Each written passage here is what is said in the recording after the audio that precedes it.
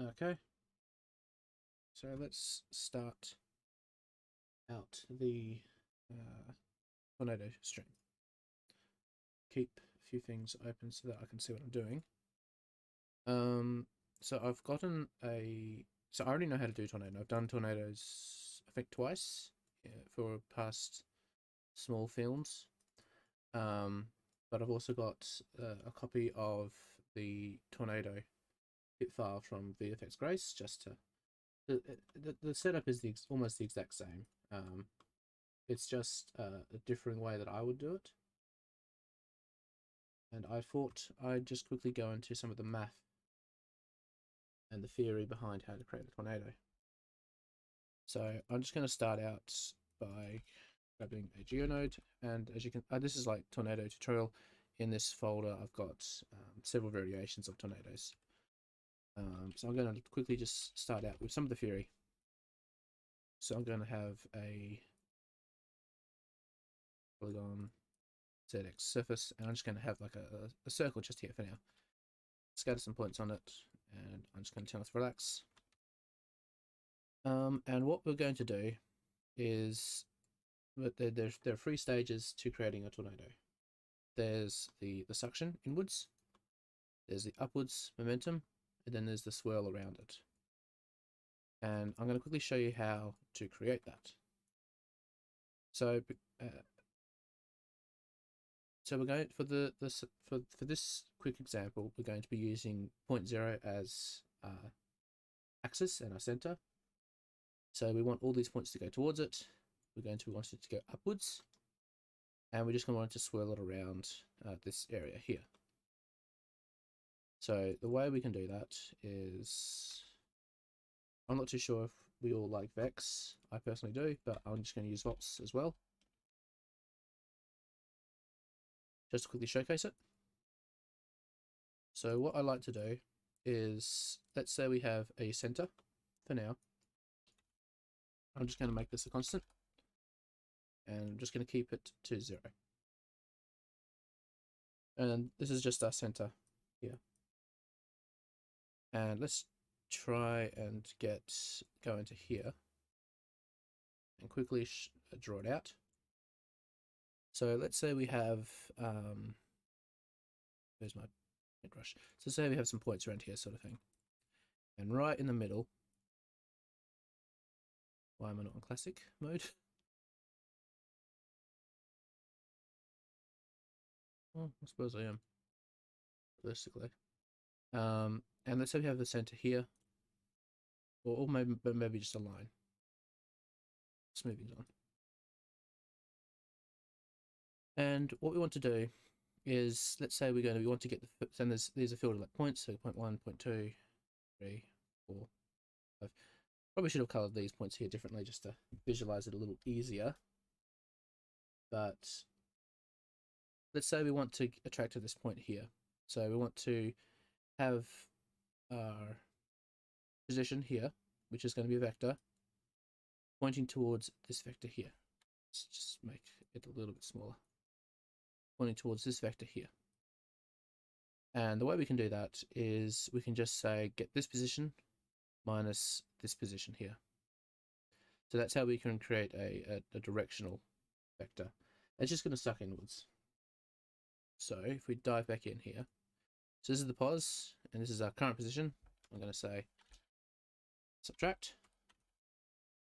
We're in the second position here, and I'm just going to plug it into the normals, just so that we can visualize it. And we can see they're currently pointing out that way.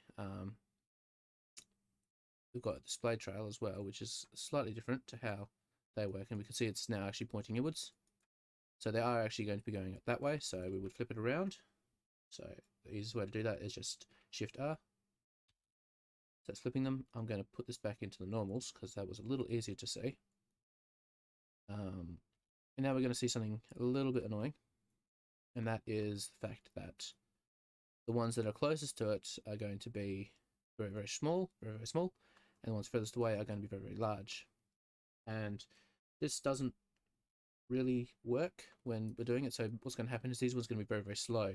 These ones are going to be very, very fast. So what we want to do is we can normalize these. Normalizing them, we're just going to set all of them to 1. As you can see, they're now all set to 1. And although I would like these ones to be slower, I don't want them to be exactly 0. So what I tend to do is before the normalize, I will get the length here, and then I will fit range it. Fit range it from 0 to however further away we are. And there is a way to get this, but for now we're going to leave that. I'm just going to say, because I know this is a diameter of 1, it's going to cover 2 meters. So I'm going to say a source max of 2. And I'm going to set it to maybe 0.5 and 1.5. Then I can multiply this, the normalized version, back to here. We can see, if I turn this down, we can see that the destination mean can be can not only be 0, but I can also set it to maybe having a little bit of suction. And the ones furthest away can also have a differing amount. Or I could even negate it in some cases. Not always what we want, so I'm just going to put to 1.5. So that's how we get a suction inwards. How about, so I'm going to put down a null here. I'm going to color it red. I'm just going to call it suction. Getting to go upwards. Well, that's pretty easy actually. We can just say, we can just make a constant, another constant. So constant, and I'm going to put another null.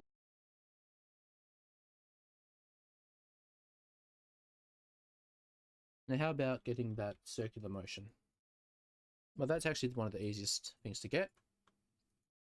So we have our normalized here. We have our upward one here as well. So what I'm going to do is I'm going to take our upwards and I'm going to make a normalized node as well. Set it like that. So it's just coming out from the upwards motion. So I've got 2 normalized nodes here. And then what I can do is I'm actually going to turn this down a little bit. But ideally we don't even need this. We could have a separate cost vector. So I'm actually just going to do that. So I'm just going to put this into upwards. And this one's going to be an upwards vector, which we will get to how to get that in the actual particle network.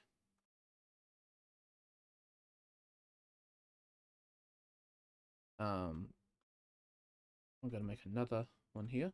And I'm going to call this Swirl, because I'm very original. Plug this in here, plug this in here. And the way we can do this is we just get the cross product between these two. And I'll quickly visualize what that's doing. So we're going to get that sort of motion. And the reason for this is, let's go back into Photoshop. The reason for this is if we have, so let's say this point is going to be moving, we're having a suction towards this area here. So we're going to say from here to here. We're just going to say this is normalized. And we're going to say it's upwards. So we're going to say it's going upwards. If we get the cross product of this, our cross product is going to be a tangential value. So if we have let's expand this a little bit bigger, and let's make this one red. So red, what are they normally? So Z is red. So we have, let's say we have a depth position here, then we have a Y position here, like so. Which is, so this is going to be, let's say this is our Z, this is our Y position. We can get the X by getting a cross product of these two. And that would just be like this. That's basically what we're doing. We're just getting the free axes. The reason we're normalizing them, let's go back. The reason we're normalizing them is because if they're not normalized, then we get some funny issues. Something like that, where we can see that it's getting like this weird viewport. I think that might just be a viewport issue, honestly. So let's turn this one down, the upwards motion. We can see that, let's get rid of those. we can see that some of them are, this one's stronger in value than these ones. So that's why we normalize them, just to get a strong value all the way around, and we can multiply them later on if we want to, by using this method again. We can also use a ramp to get this as well, but for now, that's really all we want. So that's the basic, that's the theory of how to get the swirl, get the suction inwards, and everything like that. And I'm going to quickly show you how I tend to do that inside of this here. So this, if we load up some references, we've got a few nice references here. Some of these I think are fake. That one doesn't look exactly real there. You got some nice ones. You can see how it's quite dirty at the bottom, but a bit more smooth at the top, such as well as down here. So we've got a very dirty view here and a very smooth upwards gradient, and similar to this. So let's try and recreate that using a simple line. And I'm just going to get a line. I'm going to make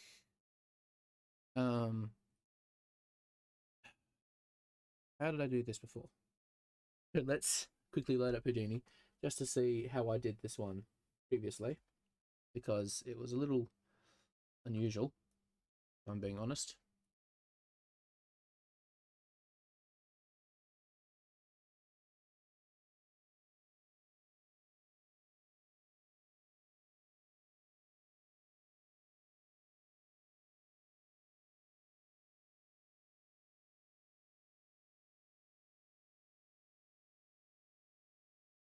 Okay, so it's not that unusual, honestly.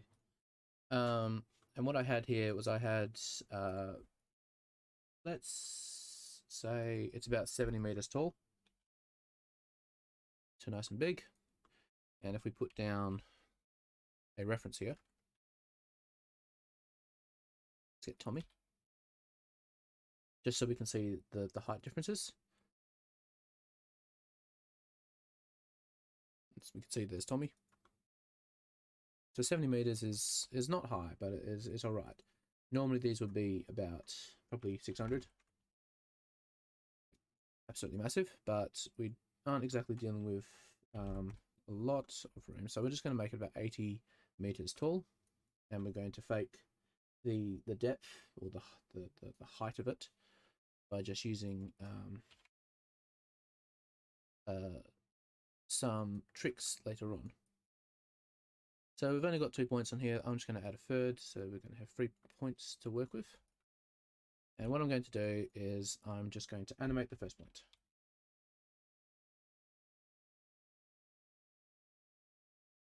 And let's take a look.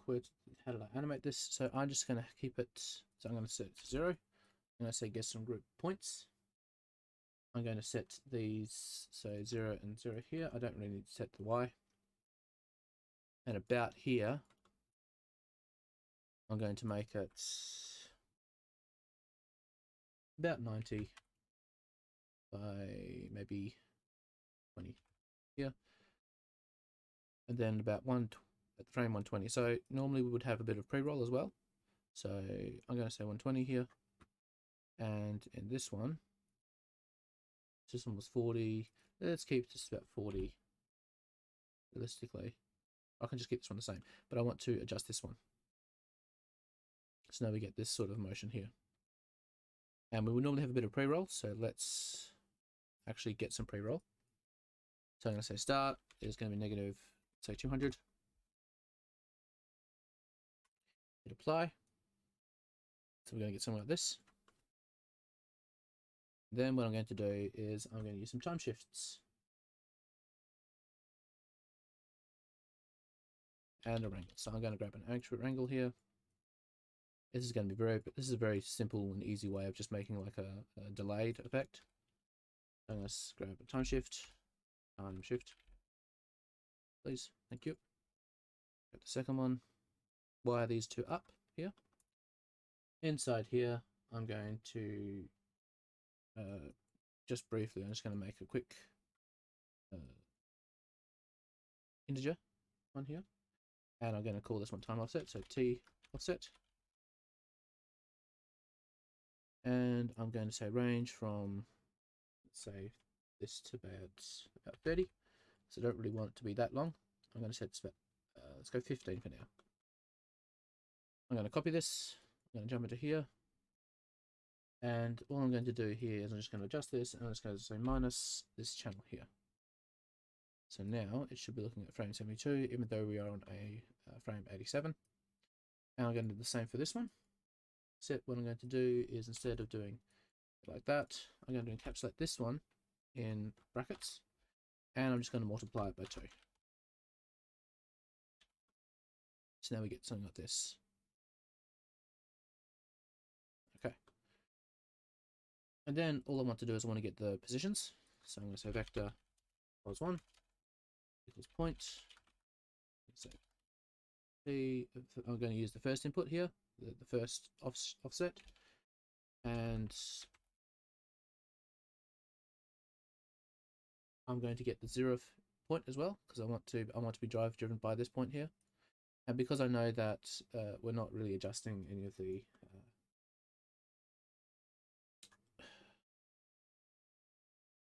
we're not adjusting the y value, I'm going to be also making sure we're not touching it. So I'm going to say pos2 here.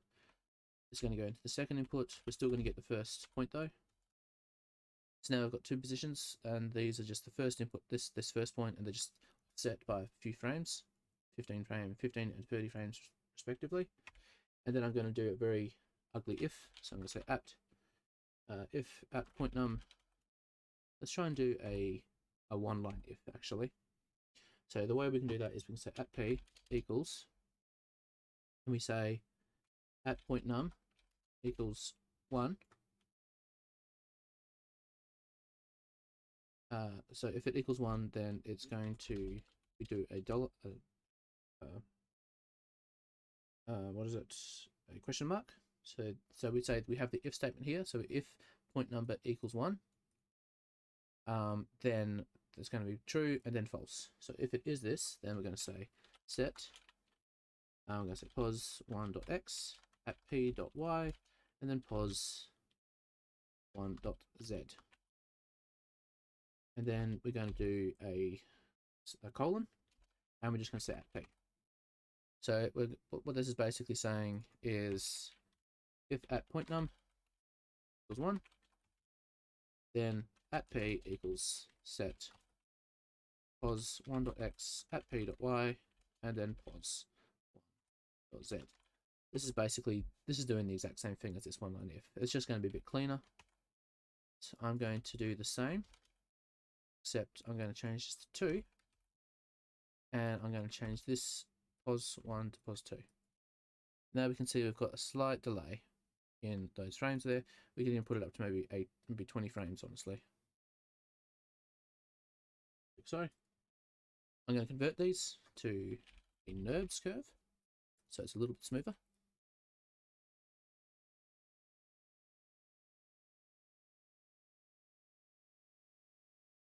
And then I'm going to resample it. Now I'm not going to resample it by too much, honestly,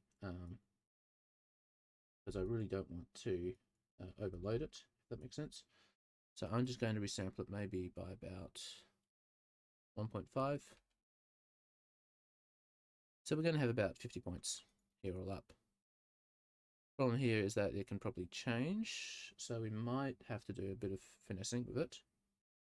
I don't exactly want it to change if the length gets a bit longer, so maximum segments is going to be about 50. So it's always just going to have 50 points. Well, 51. Because we're dividing it, or we're timesing it by 50, and there's a 1 already there. So anyway, so now we've got a trail. What we want to do is we want to make like a tornado effect, a small tornado, basically.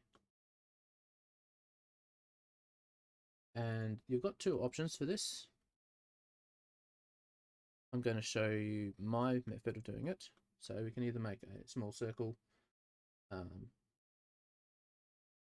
whatever. Before we do that, I'm going to use a polyframe. So polyframe is just going to give us a directional value. So I'm going to turn off this and set this one to n. And if we look at it here, we should now get an n value going from there to there, but it is normalized, so it was not very seeable, if that makes sense, because it's so small. Then what I want to do is I want to copy the points, so I'm going to say copy the points. I'm going to make another circle here. In this circle, I'm just going to keep it to ZX, so. And we can see we've got this going up about it. Now I don't want like this. So I've got a few options open to me. I can use these because what it's doing right now is it's using the polyframe.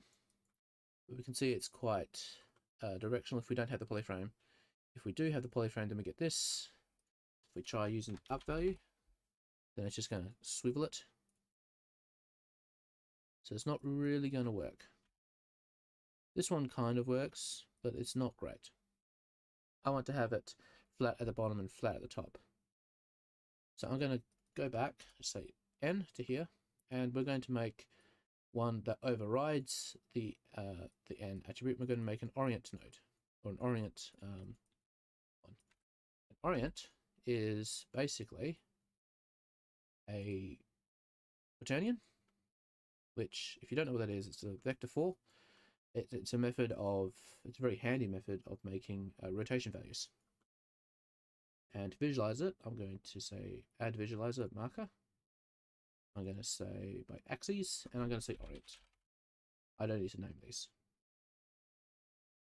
Okay, so I'm going to call it scale and orient. We're going to get into the scale in a few minutes. But right now, what I need is the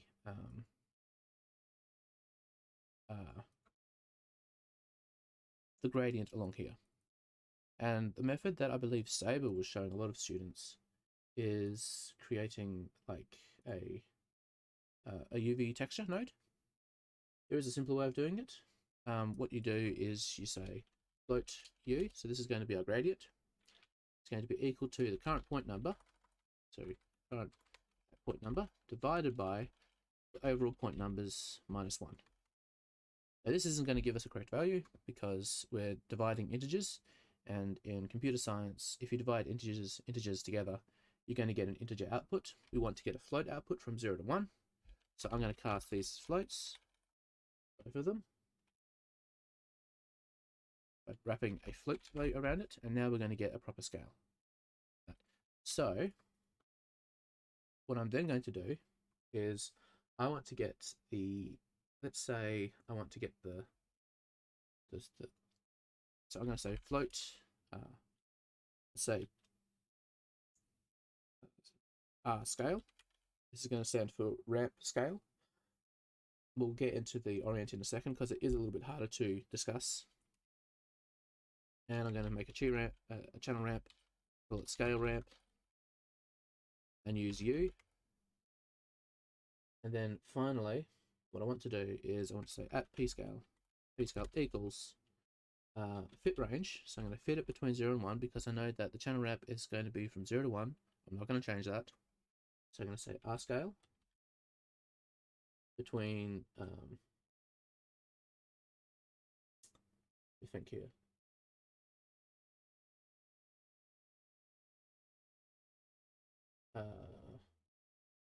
So what I normally would do is I would fit range it between 0 and from 0 to 1 to another range completely. But a simpler method is to just set what the minimum value is going to be. So I'm going to say channel float min scale here, and I'm going to set it to 1 as well. And we're going to see that just disappear. Now if I turn the min scale up, we can see it's back to 1. Let's put it back to 3. Let's actually keep it to 1, honestly. Or let's keep it about 0.2. And what we can also do then is we can just set like a multiplier here, which will multiply the scale overall. So we can say scale mult. Then we can turn this one up to be about, let's say 5. And so the minimum is going to be whatever we want, which we can be like 0.5. and we've got a controlling scale of it here. What I tend to do with a scale like this is I tend to have both at the max scale if I want to, or at least the bottom one to be a max scale for now, this one to be a little bit less, and we take both of these and we convert it to B-spline. And then I make two nodes, two segments down here, which is just going to be at the bottom. So we're going to get like this small sort of groove shape, like so. Like it looks a bit like a popsicle stick to me. And we can set how thin the minimum scale is going to be, basically.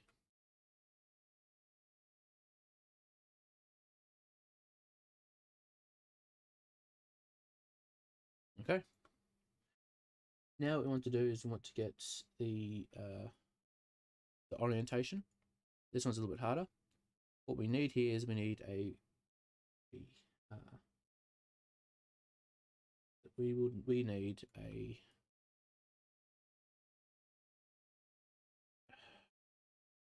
need an up vector and we need a cross vector, basically. And we're going to take those two vectors and we're going to create an orient from them. And the way we do that is I'm going to say vector up.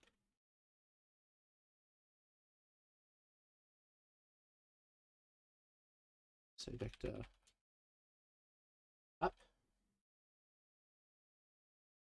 is going to be, let's say channel float up, like so. And then what I'm going to also want is again down here, I want to make the orient node. I'm going to use my up vector here, and I'm also going to use the end value that we already have. So we can do this. We can say P. P is going to stand for a vector 4. Let's say orient equals make transform, and I tend to use this to make a scaling or transformative things in VEX. But this way it's going to make us a vector, or a matrix 3 I should say. And what I'm going to do is I'm going to say at n and upwards. So it's not really going to work because this expects a quaternion, so we're going to cast this as a quaternion. And ideally this isn't even casting it, this is actually just going to make a vector 4 from the matrix 3 that we're already making here.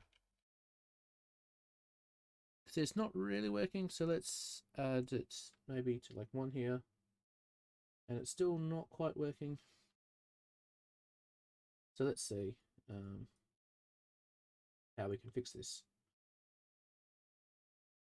Well, a quick fix is that probably our value here is a bit off, so I'm going to set it to this. So now when we see this, now then we go like this, if I didn't have this basically, and I set it like that, then it wouldn't really work. It's kind of working here, but it's not. We're not going to have that scalability of being able to just set it to flat here. So I'm just going to put this back, turn this back on. And what I want to do is I want to make like a ramp between these two here. So I'm going to copy this. And instead of scale, I'm going to say rotate. And I say it's rotate ramp. And we're still going to use the U value. Like so. And so we've got this one here. And what I'd like to do is I'm going to take this, actually I'm going to move it down. So now we're going to have the, this is going to be the scale section here. And this one's going to be the rotation section.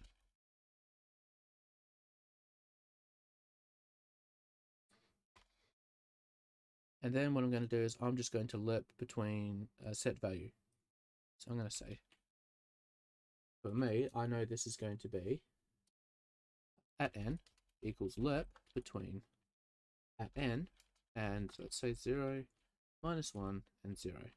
So foot facing downwards, which is what polyframe is giving us. And then we're going to use the rotation for that. You can see now it's kind of scaling upwards here.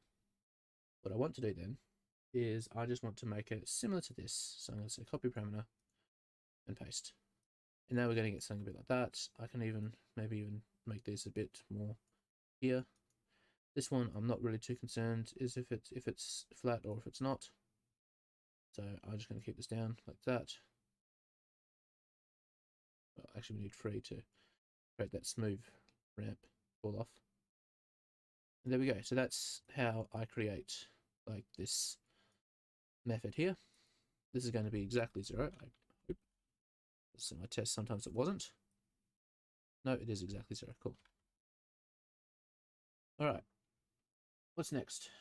Well, I want to create something really, really weird. We can either, because we've got this is a good visualizer, yes, but we want to make something a bit better.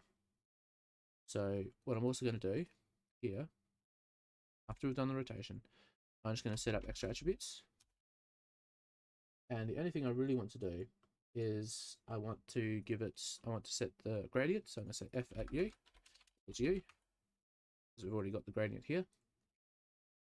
And the ID. So I'm going to say at ID2 is equal to the current point number. The reason I'm giving it ID2 is because I'm going to go over to here, new one. So call this one set ID. And this one's just going to be say ID equals at point number. Don't really currently have any points yet, so let's give them some. I'm going to scatter in a few points. Don't really want 1,000, honestly, and I do want to relax the iterations. And I don't really want to change it. I want to keep it like this because I don't want to have it crossing between them all. So I'm going to set this maybe about, let's say 250. So, and now what I want to do is I want to add these together, make lines out of them, and I'm going to say delete geometry per key points by group, by attribute, and I'm going to say by ID. And that's going to give us these lines here. They're not going to be very resampled, honestly.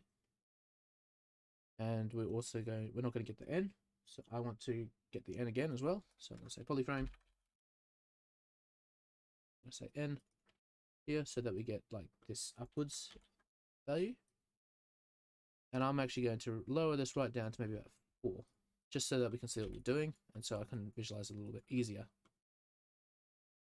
So what I want to do is I basically want to give it a bit of noise. And there's a few ways of doing this.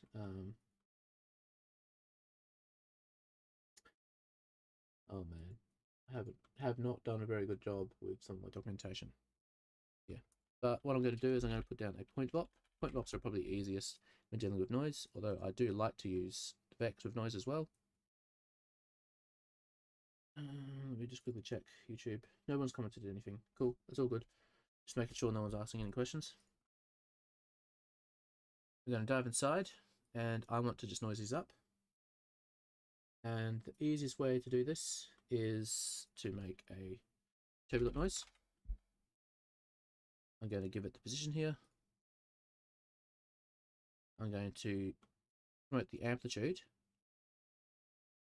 and then I'm going to say add between the current point U. Then I'm going to say chuck this into the P. I'm going to change this to 3D noise, and I'm going to change it from alligator noise to a sparse noise. Sparse, what this is going to do is it's going to give us a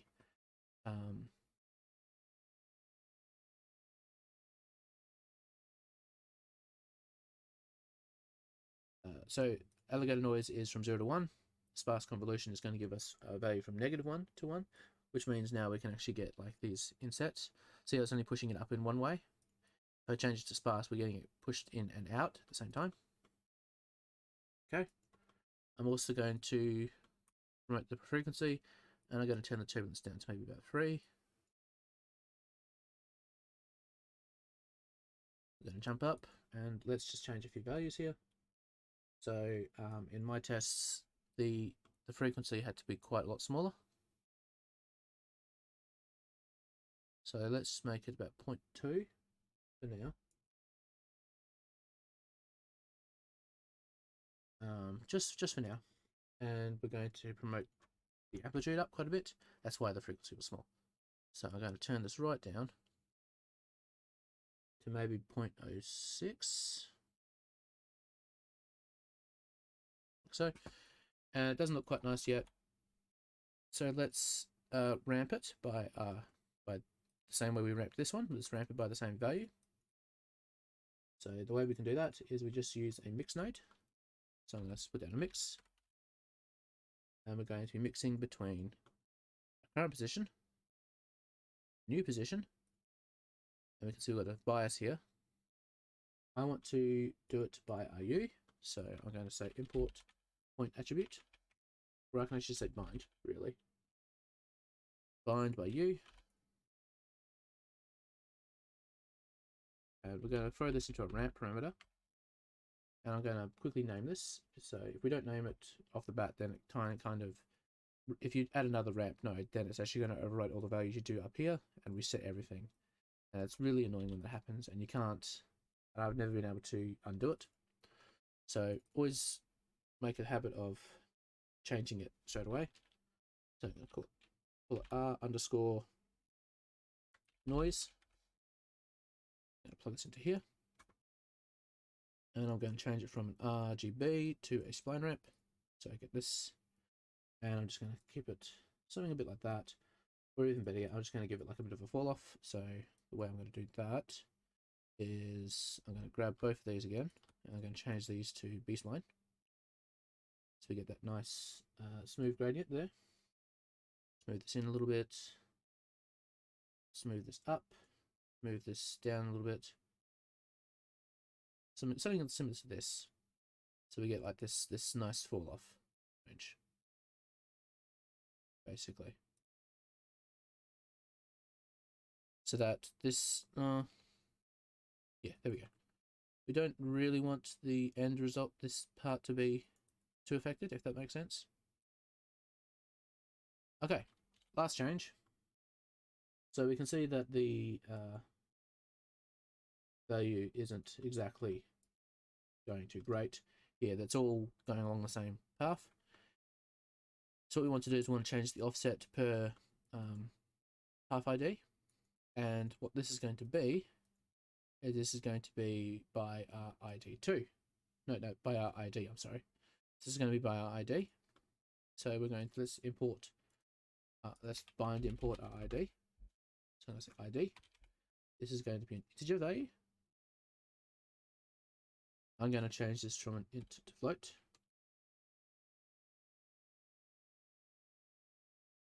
And what I can then do is I can either just change it from, just keep it like this, or I can plug it into a random, but the randoms only go from 0 to 1, which is not enough for an offset.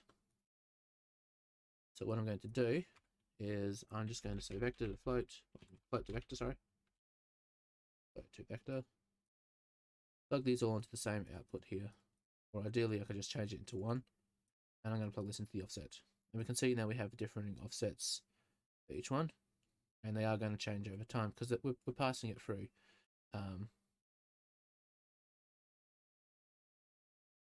Because if we go here, it's not going to change because the position's not changing. But then as we start moving, this is going to start changing because it's being pushed through the noise.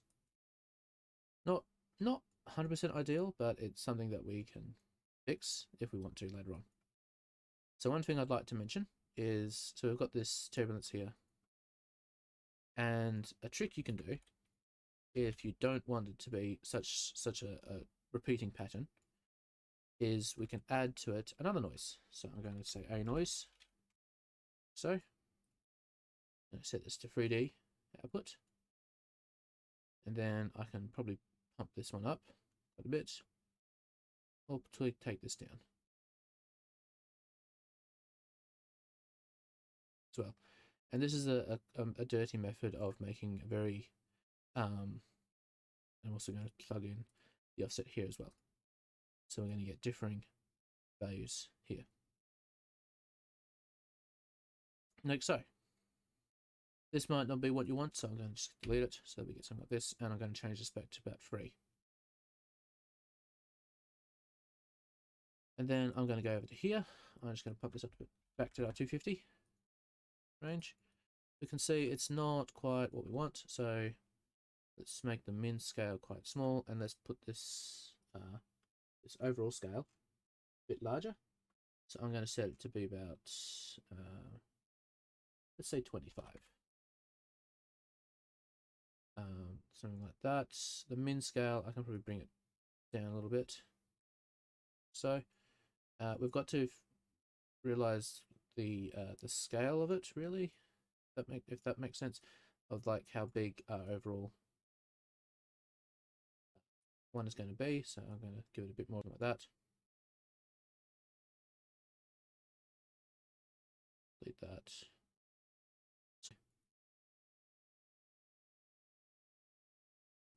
Maybe a little bit less than that. Let's go back to 1. Go to 1. And I'm going to add the polyframe in here. Time. I know we've got one up here, but I'm going to add this one here. I'm not even using this one, so I can technically delete it.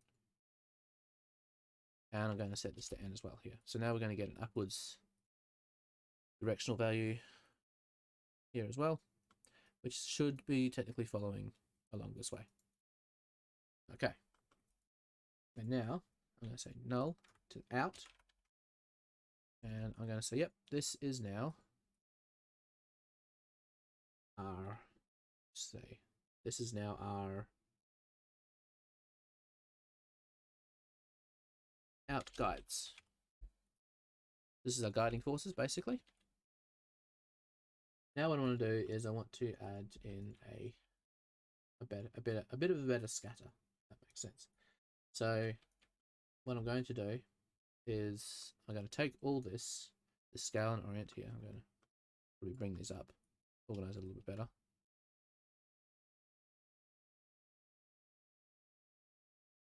Something like that. I'm going to color these so that we know that these are rather important. Please remember to name them if they're important. If they're kind of simple, you know, convert aspect angle. So I'm going to call this one time offset. Call this one red as well. This one's going to be add noise. Just so that if somebody comes down later, they can see what's going on and be able to see which nodes are rather important. Okay. After the scale node, I'm just going to bring it out here. I'm going to make a blast. And I'm going to say delete 0, say delete by point, and delete non-selected. So I'm just going to have one point, which is going to be the base, because I know that the base is going to be 0. And I'm going to do something very similar. I'm going to make a circle.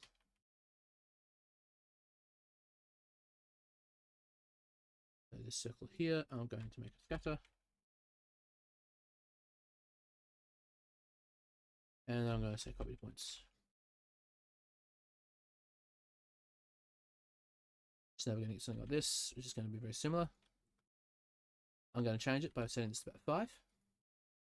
So the scale to 5. I'm going to turn off the relaxed iterations. I'm going to set this about 2,000 and 10,000. Because if we want more, we'd set more, but for now we don't. And I'm going to change the seed every frame. We get something like this. And what I'm going to do now is I'm going to implement this. I'm going to implement all of this. But we're going to be using VEX because there is a few statements that are missed out.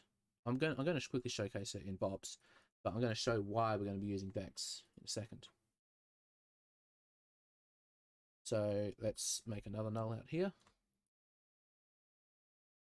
Let's say out particles. So, and in the past, so the other video, the other document, what it did was it used these and it crushed them. It basically just crushed it right down and used that as the source, which I don't really want to do. Not something that I like doing. So I'm going to say popnet. I'm going to make this, let's make this one blue. Or purple, I suppose. No, that's blue. I'm going to call it tornado particles. Plug these two in here because I'm nice and lazy. I don't like linking. And we can see we've got a point. Well, not points, points aren't exactly getting it. So I'm going to say all points. Use all the points in here. also going to turn off the guide because I don't really like the guide. And then I'm going to go into my display materials and I'm going to change it from points to pixels so it's a little bit finer. And we can see them all starting to add. Now, what we want to do is we want to do the same thing we had up here. But this time we want to be using these guides instead of just setting it to the middle. Let's just set it to the middle for now because I know it's in the center in at least the first pre-roll. Let's maybe set this to about 5,000. So we're not going to kill the computer. Well, not killing it, but we're just going to make sure that it's at a attainable speed. I'm going to make a pop up here. And what I want to do is basically use something called a point cloud. So I'm going to say PC open, point open, P open maybe, point cloud open. There it is. So it's called a point cloud open. What this is going to do is it's going to give us a pointer, so a handle, and here. This isn't relevant, honestly. This is going to give us a link to what this value is going to be given out. So what this does is we wire in the position, we wire in the file of what we're trying to get to. Let's say this is op import 2. It's not going to work for now. And we have a few other channels. We've got the radius and we've got the max points. I'm going to set the radius in a second. What this is going to give us is this is going to give us a handle. Now, if I dive inside here, and we've got to talk a bit about computer science. It's not, don't worry, it's not too hard. Basically, in comp sci, we have something called a memory stack.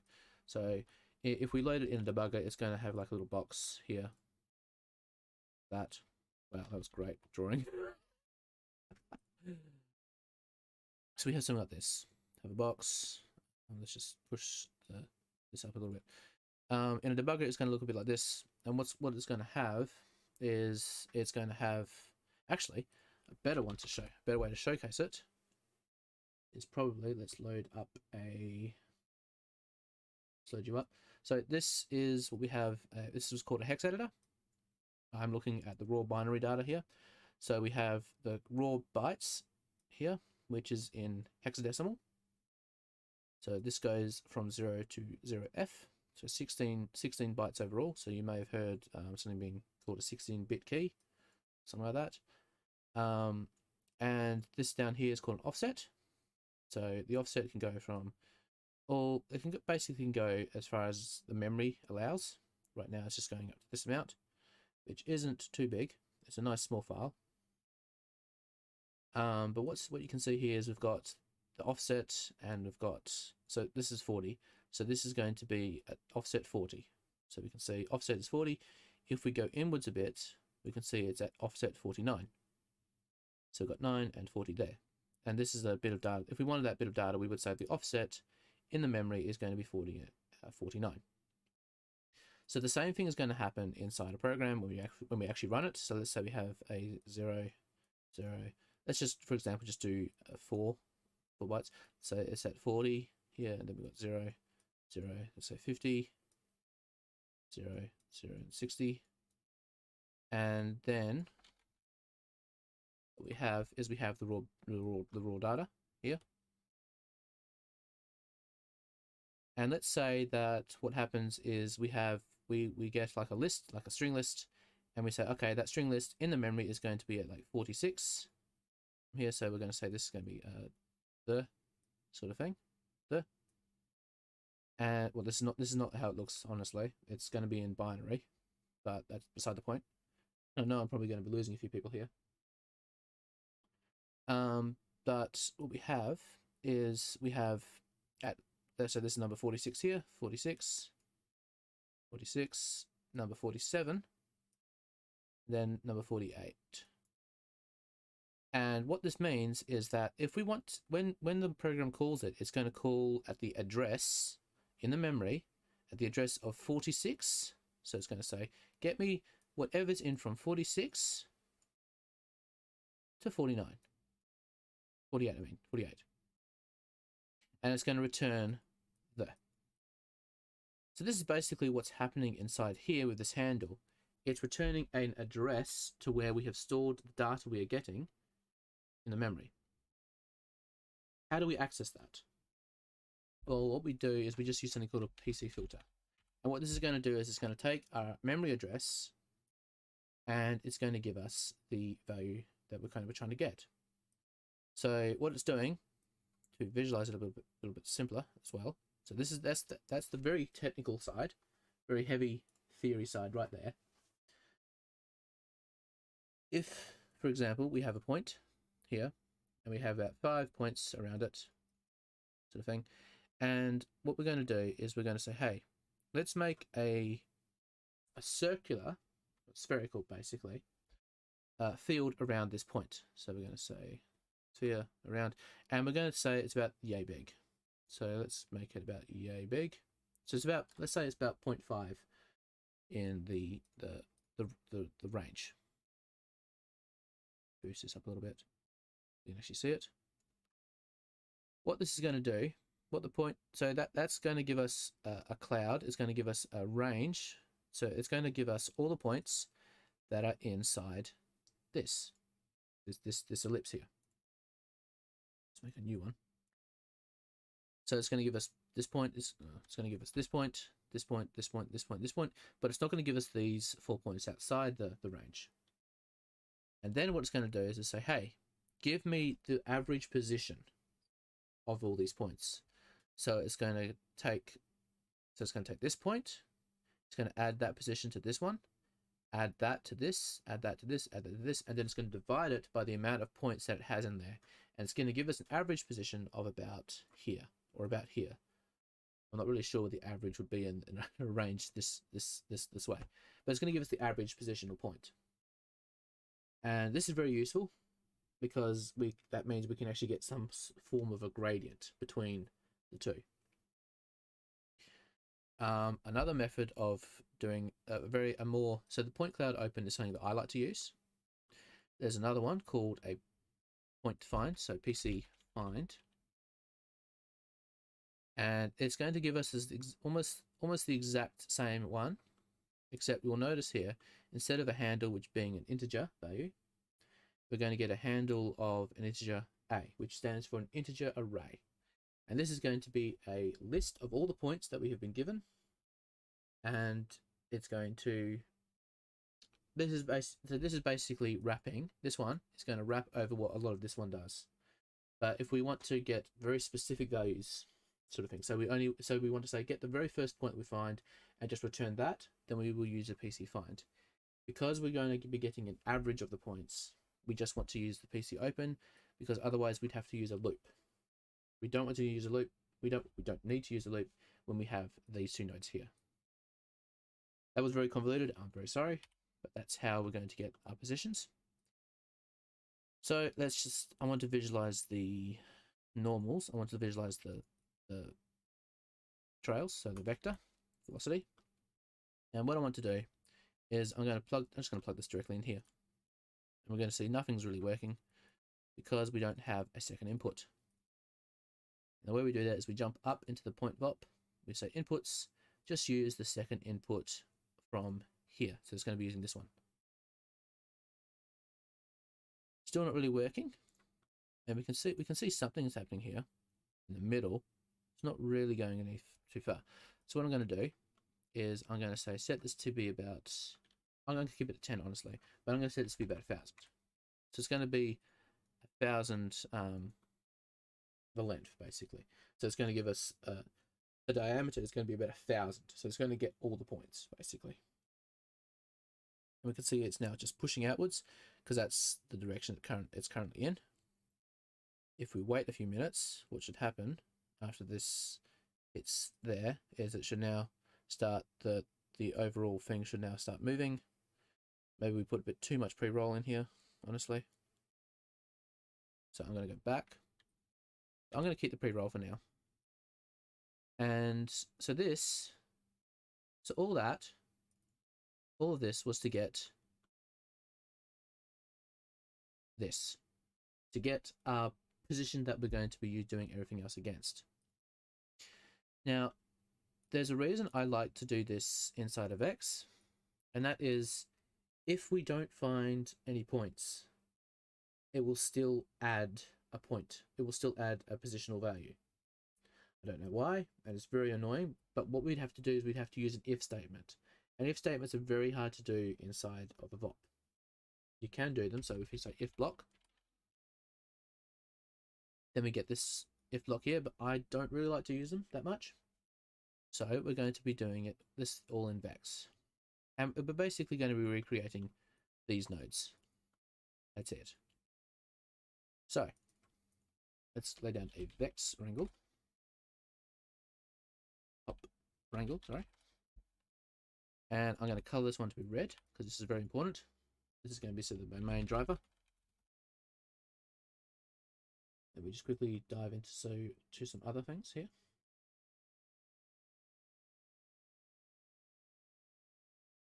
Okay.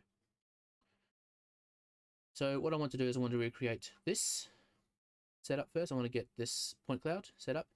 So I'm going to go to my inputs. I'm going to change from input to, let's say, second input. Inside here, what I'm going to do is I'm going to say int, because it's going to give us an integer memory address, PC. I'm just going to call it PC. The reason I don't do a attribute symbol is because I don't actually want to save it. I just want to have a local variable inside this wrangle, which doesn't get passed down later on. So int PC equals PC open, which is the VEX function of it. We're going to say the first one is going to be where we're going to is our channel. So this is going to be 1 for our second input, basically. Then we need to say P for the current position. We're going to say attribute P of where our current point is that we're going to look at. Our range, or our length, which we can actually adjust later on. So I'm going to say channel float radius. And then the amount of points. So I'm just going to say 10. I don't need that many. I'm going to set this to be about 1,000 for now. We will change it later on, and I'll explain why later on. But for now, we're going to do that.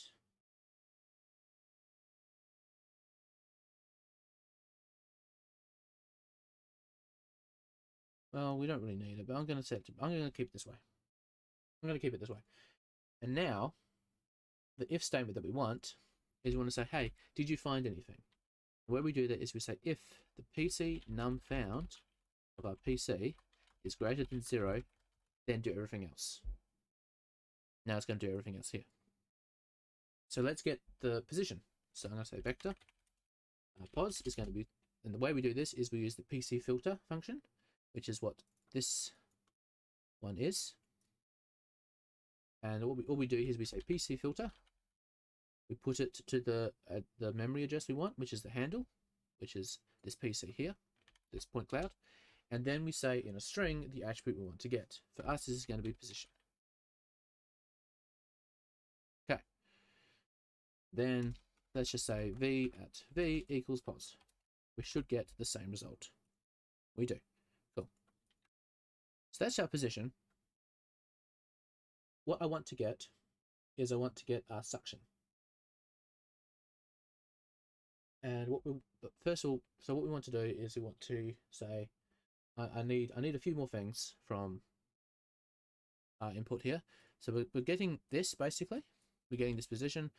I also want to get the n. I want to get the upwards basically of it, which is what our polyframe is giving us. So I'm going to say, as well as this, I'm going to say vector n is equal to n. And that's just going to give us the n value. We can do there, so we can say b equals at n. It's not going to really work. It's going to work briefly, but it's not really going to work, if that makes sense. So what we want to do is we want to have that suction inwards first. So let's do that. So what I'm going to do is I'm going to say new vector is equal to val. And I'm going to throw this into, I'm going to say val is equal to suction plus spiral plus upwards. It doesn't really matter in which way they're added together. It's going to error out because then none of these values exist currently. So what I want to do is I want to say, okay, vector of suction. And if we remember what our suction was back here, it was this position minus our current position here. So I'm going to say pos minus current position. So I'm actually just going to comment those out for now. What we should see is, well, this actually changes the val. What we should see like a suction inwards, and we do. So now that is working to a point. And we can see that, as I said before, like some of these are just being stationary. We want to try and keep this from getting to 0. So let's get the current distance. So the way we can do that is I can say float of distance is equal to the length of suction. And that's the same method of doing it here, the length. And then what we want to do is we want to say, how far away are these? Well, it's not going to be very easy to do to get the overall length. So we kind of have to arrange it, if that makes it. We have to make it a guess at how close these are to it. So what I'm going to do is I also want to have like a ramp between these, between the distance here, if that makes sense. We'll get into this bit later, but for now this is working. So we've got this. The length we can do is we can say normalize. Actually, no, I don't want to normalize these just yet. What we want to do is I want to say suction equals the normalize suction. I forgot to put bracket, semicolon.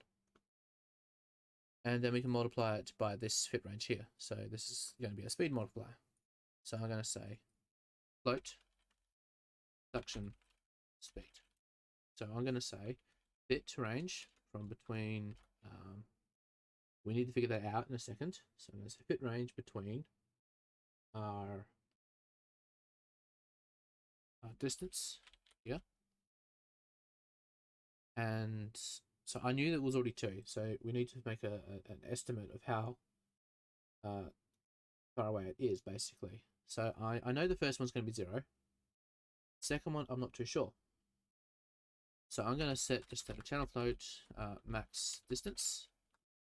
So, and then I'm going to have down here, I can have the overall speed.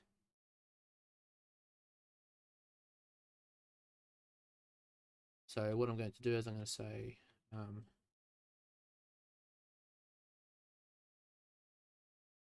let me think. So min speed and channel float max speed.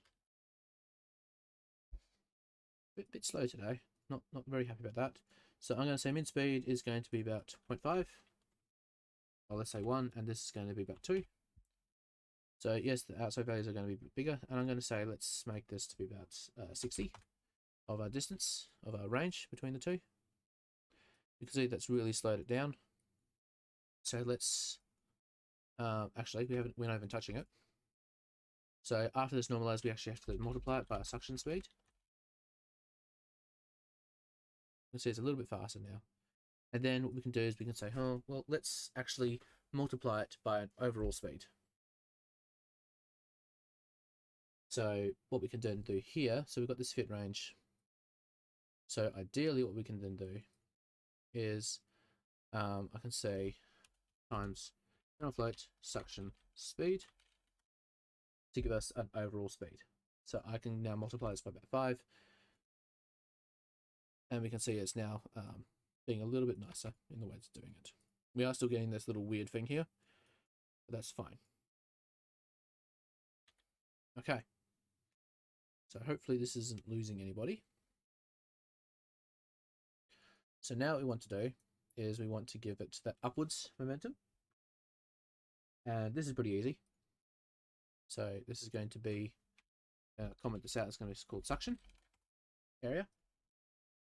This one here is going to be called the upwards section, and it's going to be the easiest of the two, honestly.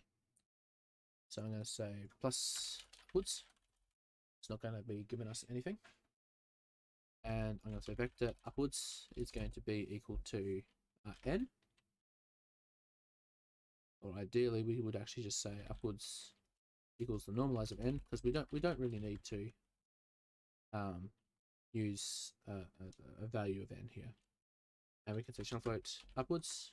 Times what we're going to multiply it by the upwards range. So this is going to be multiplier.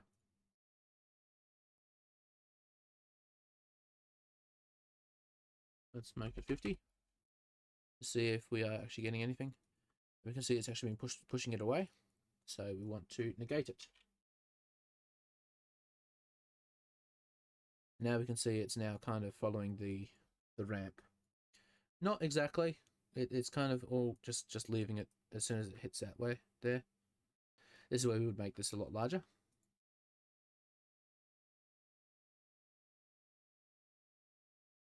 So what I want to do now, let's have a drink.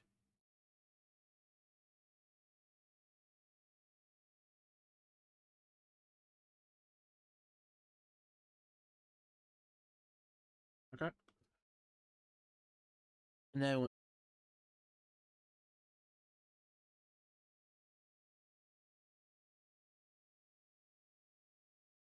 and basically just multiply it. That makes sense. So I'm going to copy this. Little float suction ramp. And it's all basically going to go on the same node here. So I'm just going to copy this out here, copy this here. And instead of this channel, this here, I'm going to get rid of this suction speed.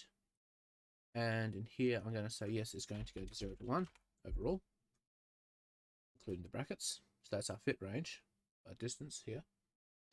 And I'm going to put this into a ramp. So it's a channel ramp.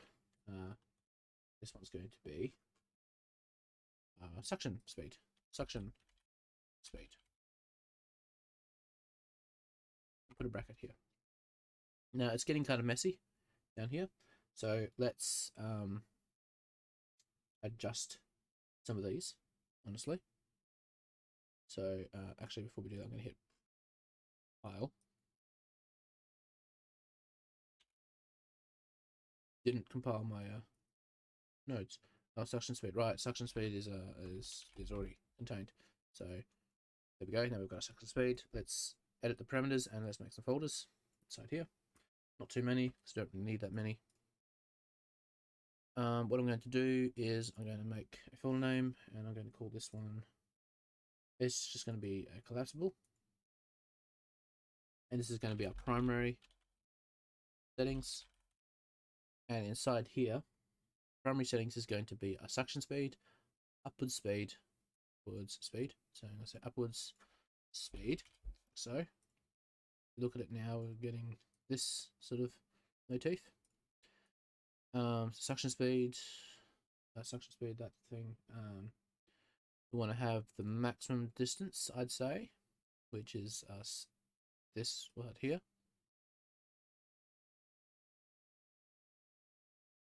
Well, that really is only just used for the ramp, really, I believe. So I'm just going to quickly check that. Yeah, it's only used for our ramp, only used for our suction. So I'm going to make another folder here. Suction. This one's just going to be a collapsible. This one's going to be a simple, actually. This one's going to be a collapsible, and a radius, and all these actually go into here, as does our suction ramp. Now we're going to get a nicer, cleaner look. So that's our radius. Let's set our radius to about 500. Honestly, max distance, max speed. That is good. And hit accept. Then we're going to get this.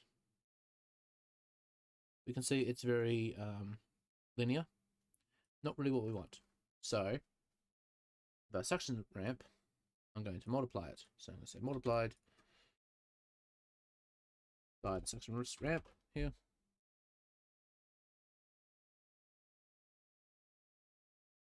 we can see it's kind of just already just letting it out.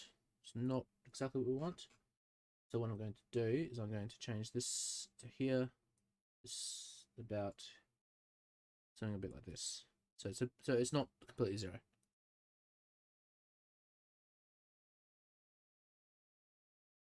And we are going to have to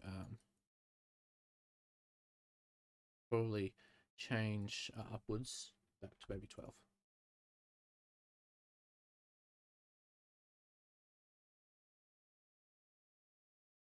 We also want to do like a ramp for this as well. So let's make a upwards ramp. So upwards ramp. That's going to be the same basically. So I'm going to say upwards speed ramp, and I'm going to multiply this as well. There we go. So now we have an upwards ramp here. Let's see, it's if it's further along, then it's going to be upward. It's going to upwards all the way. But what I'm going to do is I'm going to set it about here, I'd say. And so now we're going to get more of a flat base, which is a lot nicer.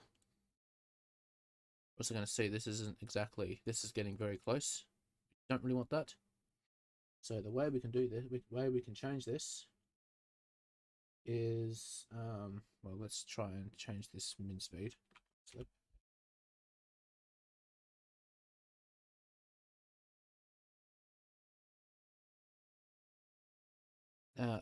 This is actually going to be fixed by some drags as well.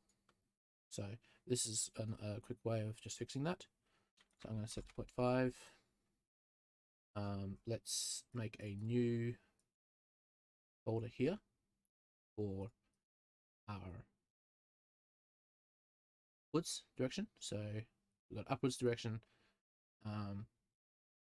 We don't really need anything else. So the max distance is probably something we do need to now add to the primary settings, because this is a rather important. Now, I'm going to make a new folder here. I'm going to call it upwards. This one's going to be a collapsible, and I'm just going to throw the upwards ramp into here, just so that it's a nice and clean, basically.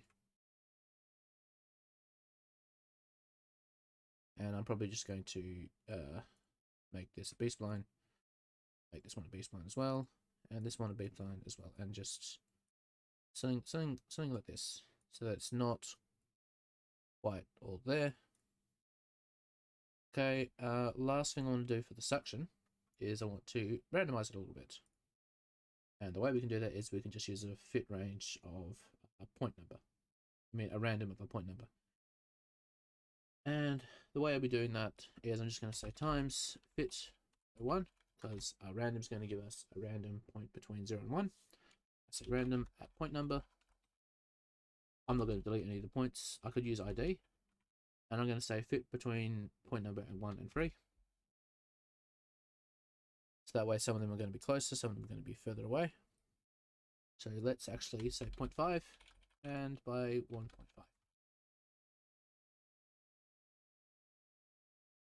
Now we're going to get something a bit like this. We can see this is kind of a drastic fall off here. So let's maybe push this even further.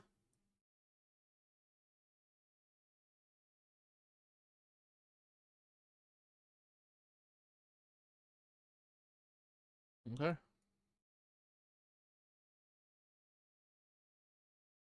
And if we want the suction speed to be faster, then we would or the upward speed be faster, then we just multiply this.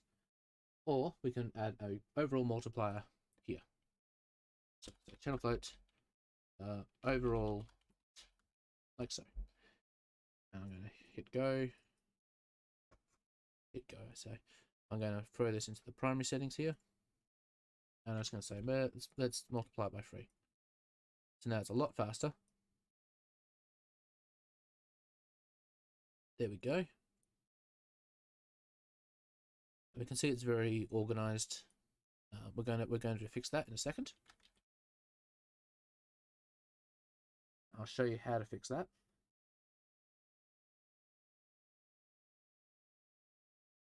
But right now I also want to get that swirling motion in.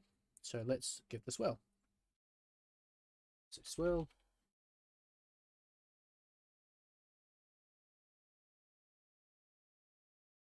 And the way we can do this, we can say vector swirl is equal to normalize of suction. Because we're not actually changing the direction of our suction, we're just changing the speed. And I can say normalize suction, and that's just going to normalize it completely. Normalize the suction, normalize our n attribute.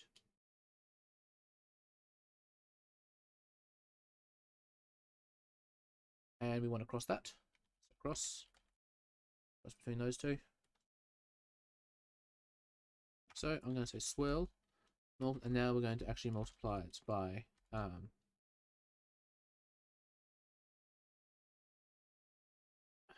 some speed values now.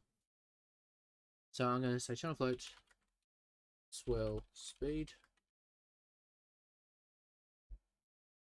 and going to create the parameters. I'm going to put this right there, and our swirl speed, so let's make it 12 as well. Actually, let's set these to 0 so that these aren't actually running. You can see they're not going to be running.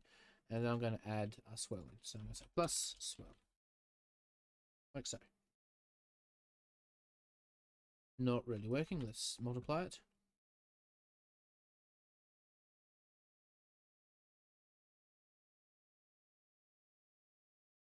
I think it's not working because we are actually just killing it completely here. So what we can then do is we can just say, yeah, just normalize these two.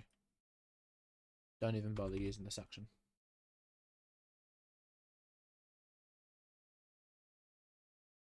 We're getting something very weird here, like one moving in one direction and the other one's moving the other way.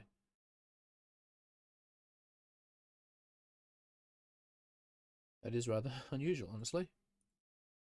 I've never seen it do that. That's quite cool.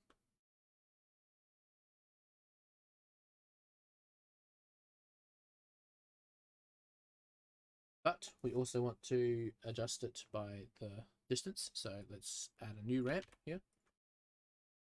I'm going to call this one Swirl. Call this one Swirl. And we can say how far, basically, how close they're going to be swirling around. We could ideally just use the upwards as well instead here. So I'm going to comment this out. And I'm going to say times by the upwards ramp as well, please. We can see that now that's only doing it where the upwards range is here. Now would be a good time to introduce some noise in because it's very circular here. So what we can do here is we can say vector SA, and SA is going to stand for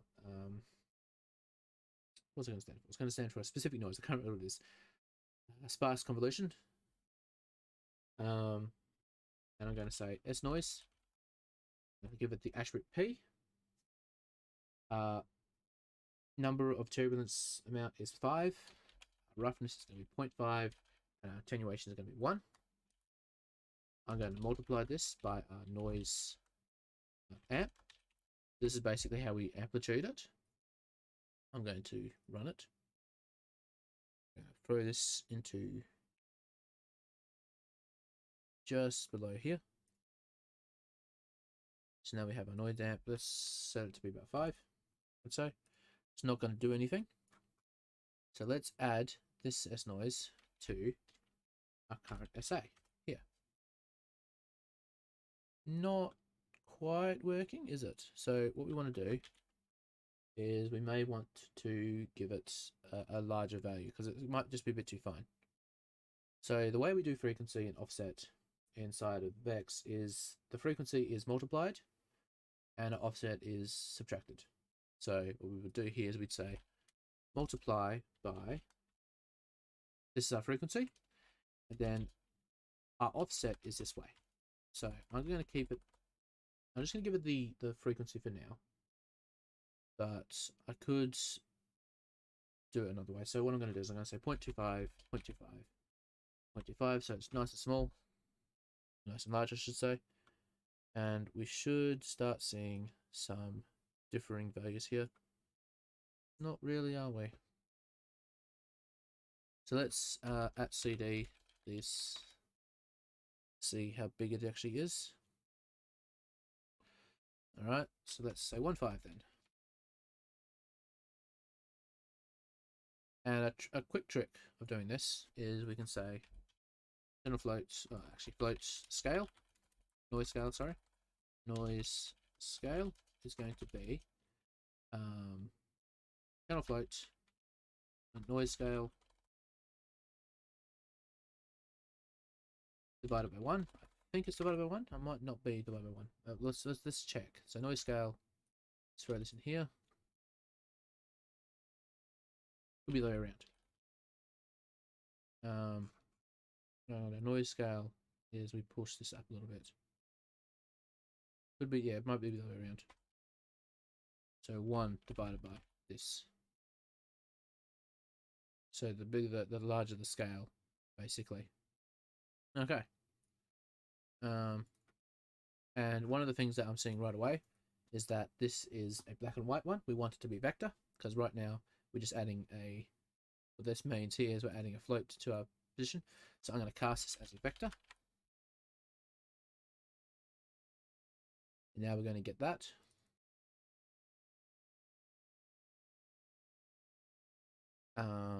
Let's actually, I do want to see that CD is sa.x maybe, just so I can see what the scale is.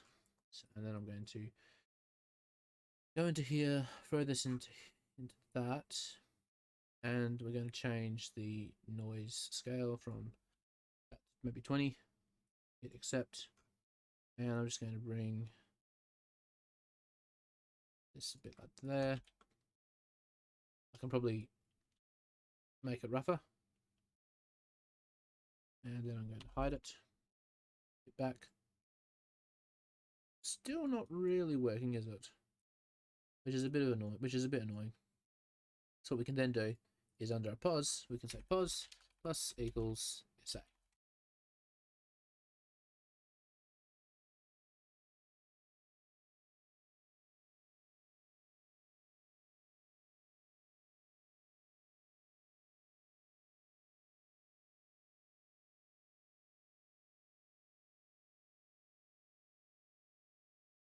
Okay, let's add in our upwards and our suction speed again.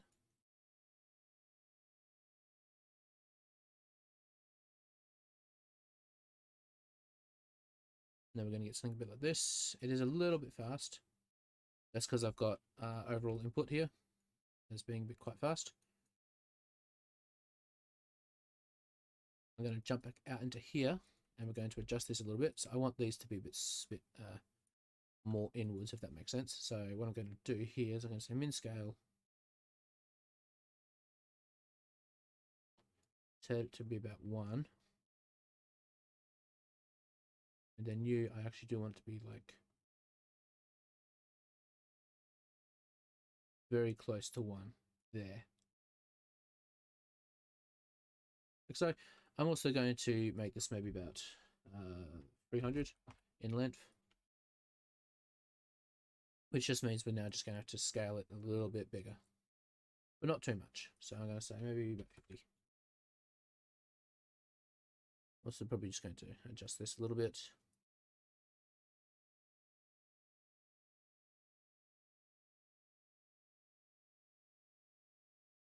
And if we just multiply this a little bit more, I'm going to push this up past the value of 1.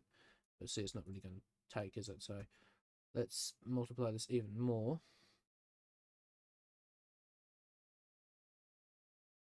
And I'm just going to adjust these until I find a good fit, really.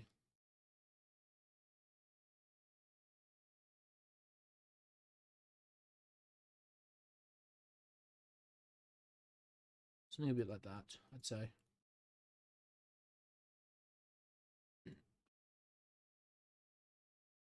And then I may want to adjust this as well. So let's make this even smaller. Say 50.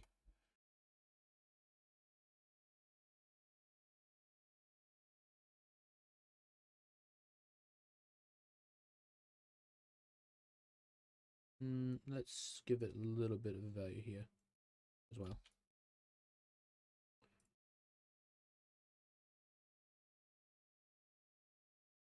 Not too much, basically. So I'm just going to get rid of some of these. I don't want a great deal of noise at the bottom, but I want a lot of noise at the top.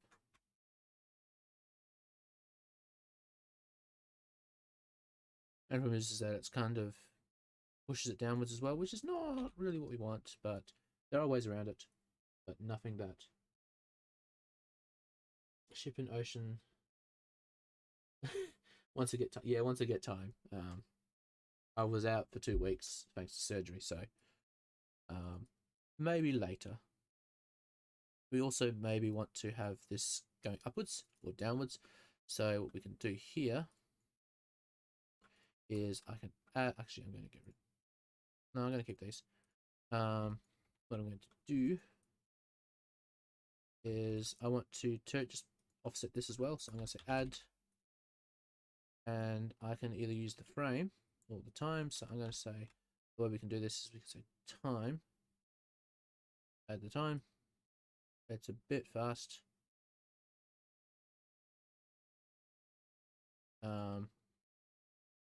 Ideally, actually, we could just add it here, so that it will properly work. And then I'm just going to multiply it by a speed. So I'm going to promote parameter, and I'm going to say, actually, I should name that parameter, shouldn't I? This is going to be woods speed, because right now it's not moving. So let's make it maybe 0.5. No, it's just a little bit slower. If we wanted it to go in the opposite direction, we would probably negate it. So negate. So now it's going in a downwards sort of thing, sort of motion. Okay, so let's see this in action.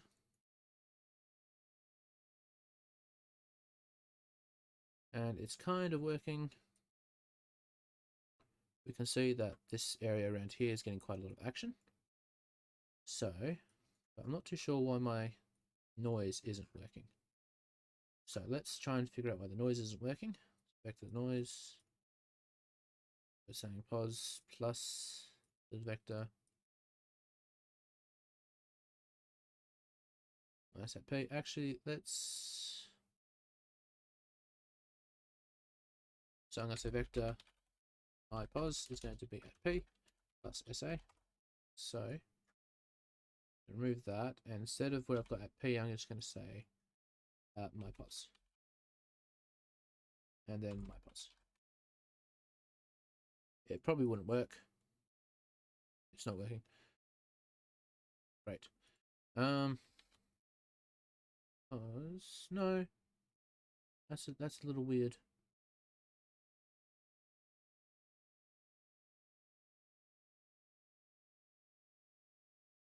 Why it's not really giving me that noise. So let's try and figure out what's not giving me the noise. So I'm going to jump up. I'm going to go into my scatter node here. I'll go. Let's just make. Let's just go into change my settings on my mouse. Let's go into here. Let's push this up to about 1000 so that I can see what I'm doing. Hide Tommy for now. And let's go into here. So what I'm going to do is I'm just going to copy all this. Because I'm lazy.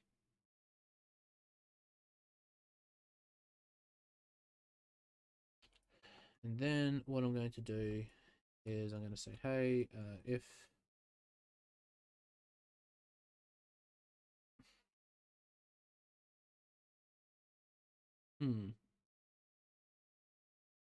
actually, we would do a PC find here. So PC find is going to give us an array. The array is going to be like this. I can loop from my array, so I'm going to say for each point in my PC. I'm going to say, hey, just set a color. So set point attribute 0. It's going to be the color of seed. It's going to be the attribute CD. It's going to be the current point. I'm going to say set 100, and I'm going to say set.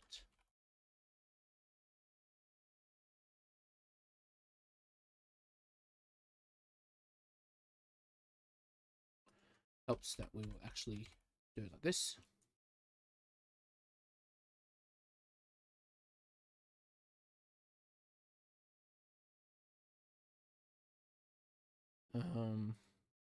Let's say add a point. Let's just add 1 point in the center here, and let's actually say yes, use 1, please.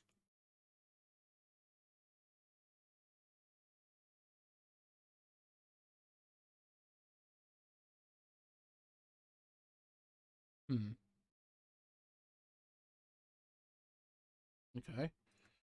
So back to a point open, and let's say if PC num found PC is greater than 0, and just set that CD set to red. We are actually seeing something there.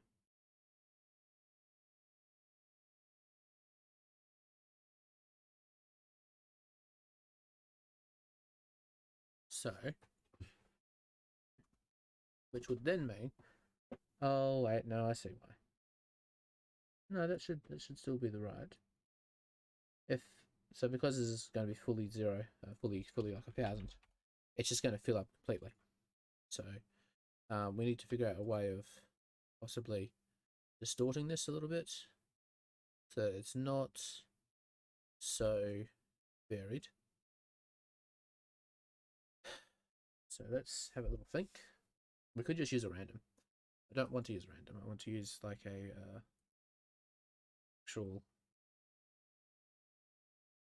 an actual thing.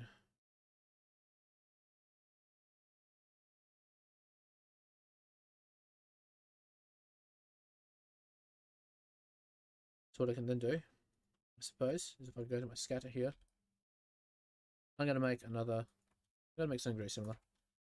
I'm going to make a noise. I'm going to say so. I don't need it to be a vector.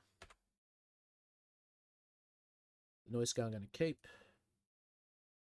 What I'm then going to do is I'm going to say at CD equals SA. Turn these on. Turn the amplitude up. I'm probably going to actually put it into here. Plug it into here.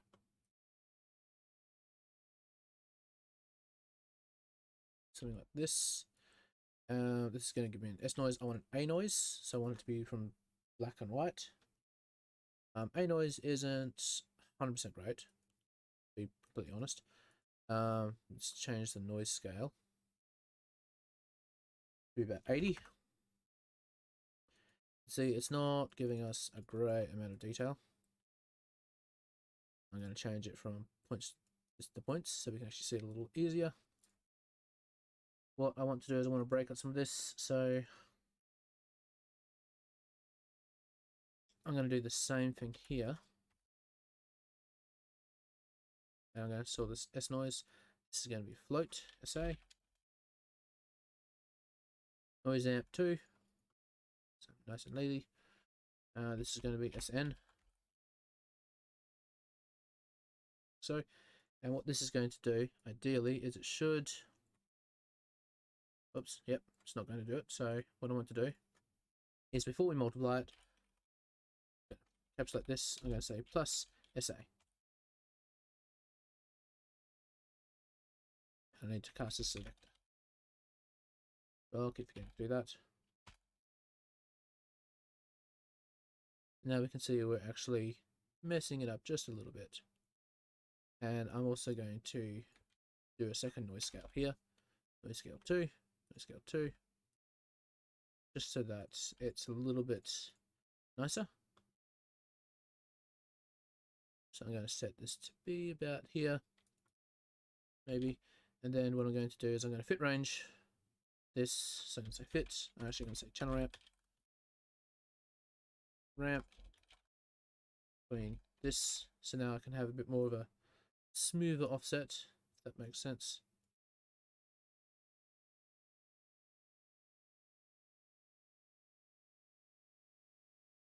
We got this. We can see just how much. So I'm going to say it's about maybe 30. We can see just how much this is affecting it.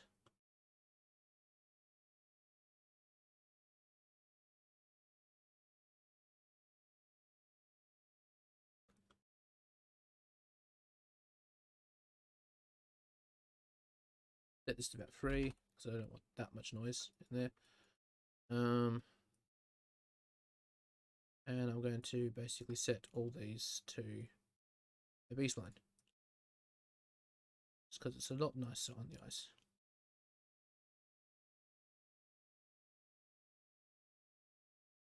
As you can see, we're not really getting from 0 to 1, which is rather annoying. I'd say this is because of the noise thing here. So let's say B ramp, ramp 2, vector. I'm just going to cast this vector sort of thing. And we can see that it's getting the full range of colors. We can see it's not really getting a full range of colors. Is it? Like one here. That's very unusual.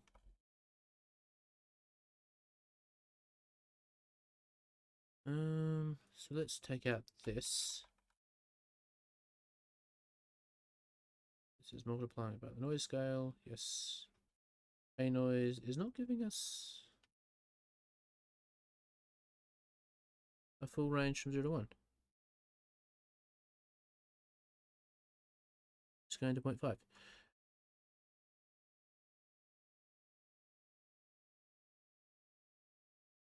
Very unusual. But let's just fit range it. So fit from here from 0 to 0.5 to 0 to 1. Let's clamp it as well, so that it can't go above 1. 0 to 1. Now we should be getting that there. Let's maybe adjust it a little bit better. I'd say it's just because it's very it might have just been this really. That's still a bit weird why it does that. Why it did that.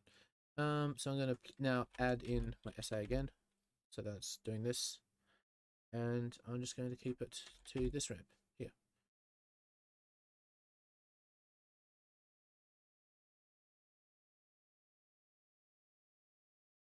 And a trick that we can use. So I'm going to say delete channels. Actually, I'm going to say delete revert to defaults. I'm just going to quickly get rid of this one, so I don't need it anymore. Yep. Just make sure. Yep. So I'm going to go like this, something similar to this, and instead of doing it as very linear, I'm going to set it to constant. We can then do, whoops, is I'm just going to quickly get rid of some of these so that we can actually see it a little bit nicer. So I'm going to say this one here, this one a little bit, and this one just a little bit as well. And then I'm just going to add back in maybe 0.5, maybe a little bit here, maybe a little bit there, maybe a lot there. And I'm going to use this color, or actually I'm just going to say for F at speed, it's a driving force. Because for some reason it didn't want to use, well, I know the reason, it just didn't want to use this. We would actually make like a smaller PC open, but that would make the thing be very, very slow. So what I'm going to do here, so I'm going to get rid of SA, and get rid of all these. I'm going to make sure that we get rid of that. I'm going to say at P and at P. Yeah, so that's all fixed.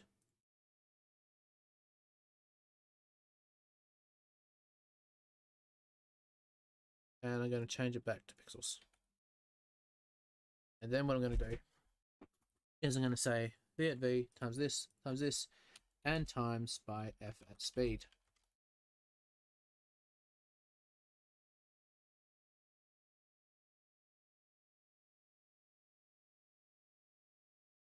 And now the speed could obviously be adjusted, and the speed actually could be coming in from somewhere else as well. So let's make sure it's not. Let's make it a new speed. Let's call something like new speed.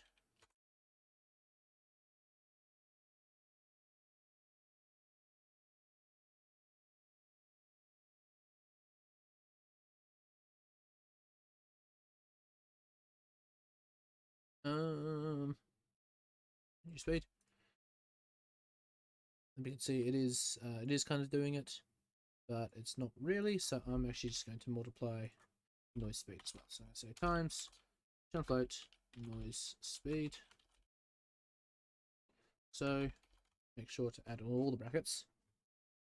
And we can get rid of some of the stuff that we don't need. So we don't need noise amp anymore. We don't need noise scale. Except I'm going to hit go back to here, and I'm just going to say noise speed is going to be here. And the noise speed I'm going to set to about 4. So now we are getting a bit more of a noise pattern going through it all, which is something that we'd like to see.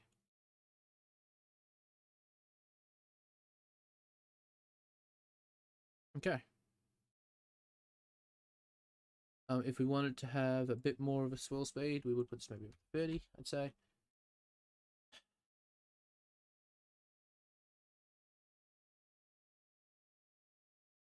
And now we've got our swirling motion going. Okay, so one thing that is bugging me a little bit is the fact that it's not quite centered, if that makes sense. I'm also going to actually add a noise to this. So I'm going to set, let's CD between you and let's make this one a vector. And I'm going to call this one color ramp. So, and I'm just going to make this be red here. That should actually be at CD, not F at CD.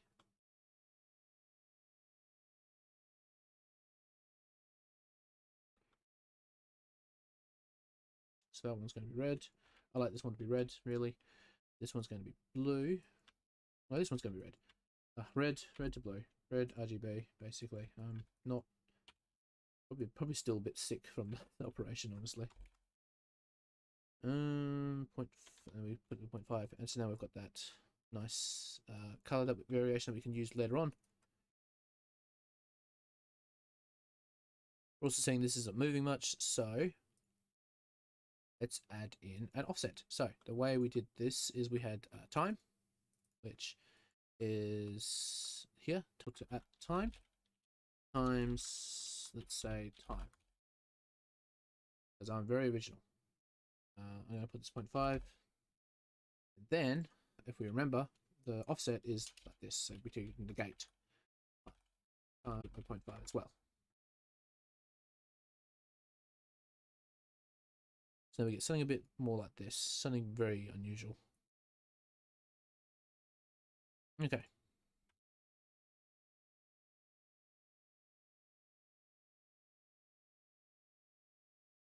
Now it's still bugging me that it's quite linear. If that makes sense.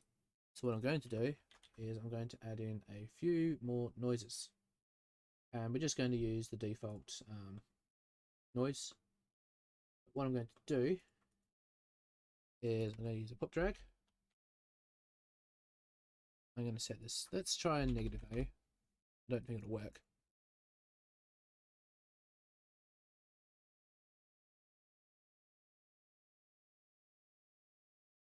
Don't really see a difference, honestly.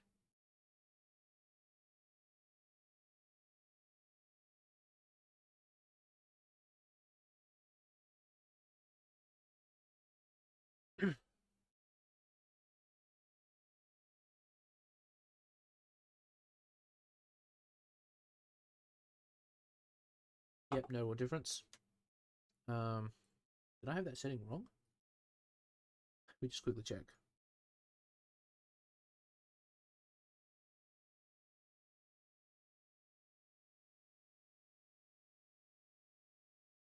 Where's that setting? Where is that setting? No, that's correct. All right. But after this, I'm also, so we might not need this, but I'm going to add a pop wind. And in here, I'm going to set the air resistance to maybe 0.6. Not really going to touch the amplitude just yet. now this should give it a little bit more of a circular or a slower input, basically.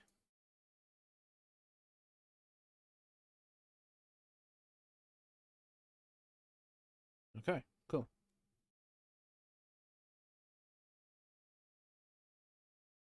This is why we have pre-roll, because it's quite slow. I'm going to give it some noise.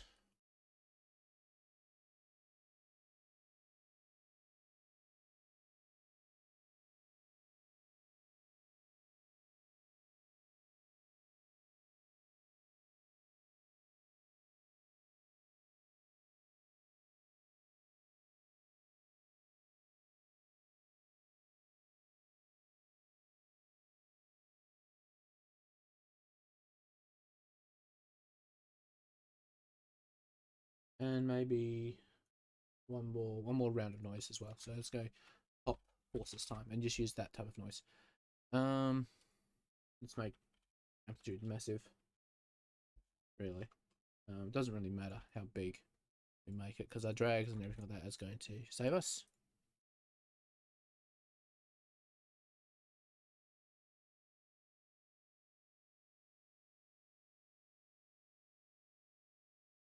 And if it's still a bit too linear, we can actually add a noise in here.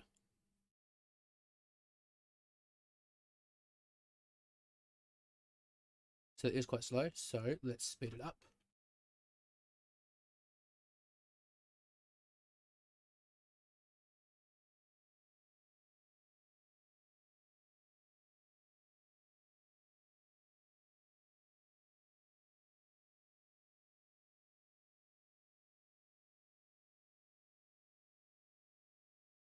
Okay, but do we still want some noise? Yes, we do.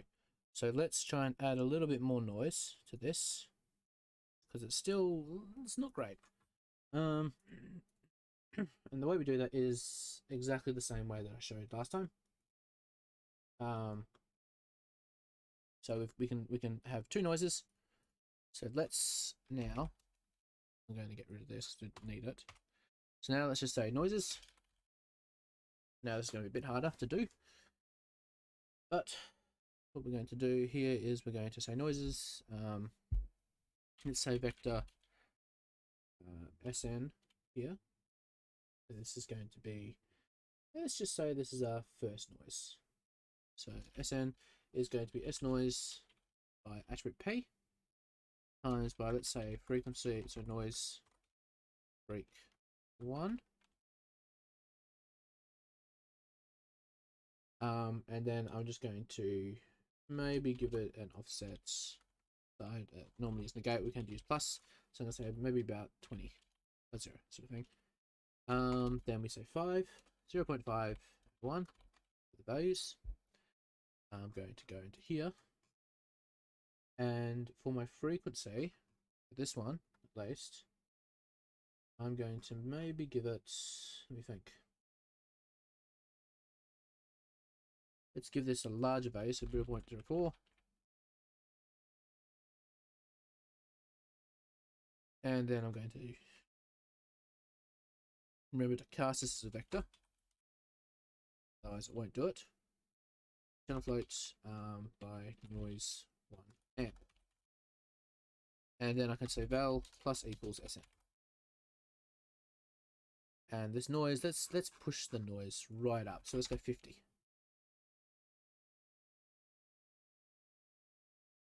As you can see, it is noising everything. Not what we want. So how about we say, hey, if the speed is greater, or is higher, sort of thing, then let's add you to it. So let's say SN times equals length of V at V, I should say, V at V.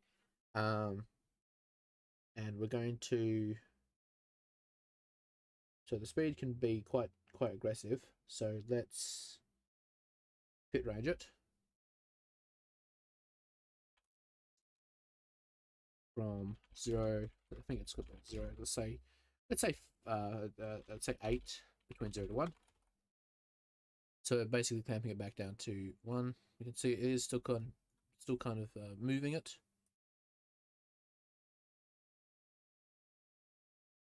not really what we want.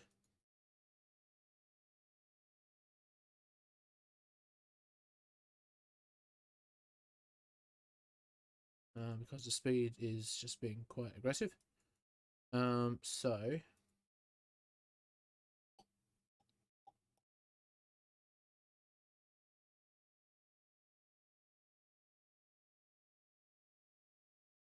no, it's still because it's pushing itself out. So we're going to have to use the upwards ramp probably. So I'm going to say times by the upwards ramp again. And now what should happen is the noise shouldn't be pushing out too much. It should just be putting it in here where the noise should be.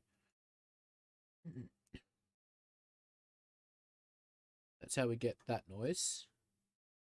If we wanted a final noise, then we would add a second onto this. Don't know if I really want to add a second noise to it, honestly.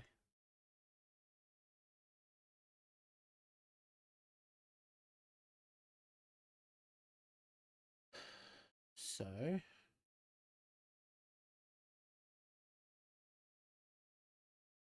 bit of a feeling that was it.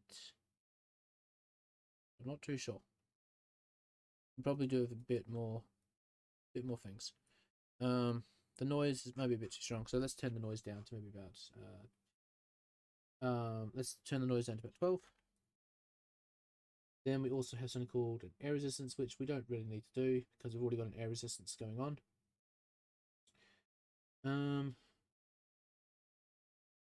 But we may want to, if it's going too fast, which they can do, what we can do is we can do like a slowing speed. We can multiply it by a slow speed. So what I'm going to do is I'm going to make a new folder here. New folder, geometry, this is going to be noises, here noises. I'm just going to throw these noises in because if we want to add more we can. Making sure to make this like a collapsible, I'd say. Accept. And what else? So we've got noises, upward suction. I shall be right back. Because I've got to let some people in.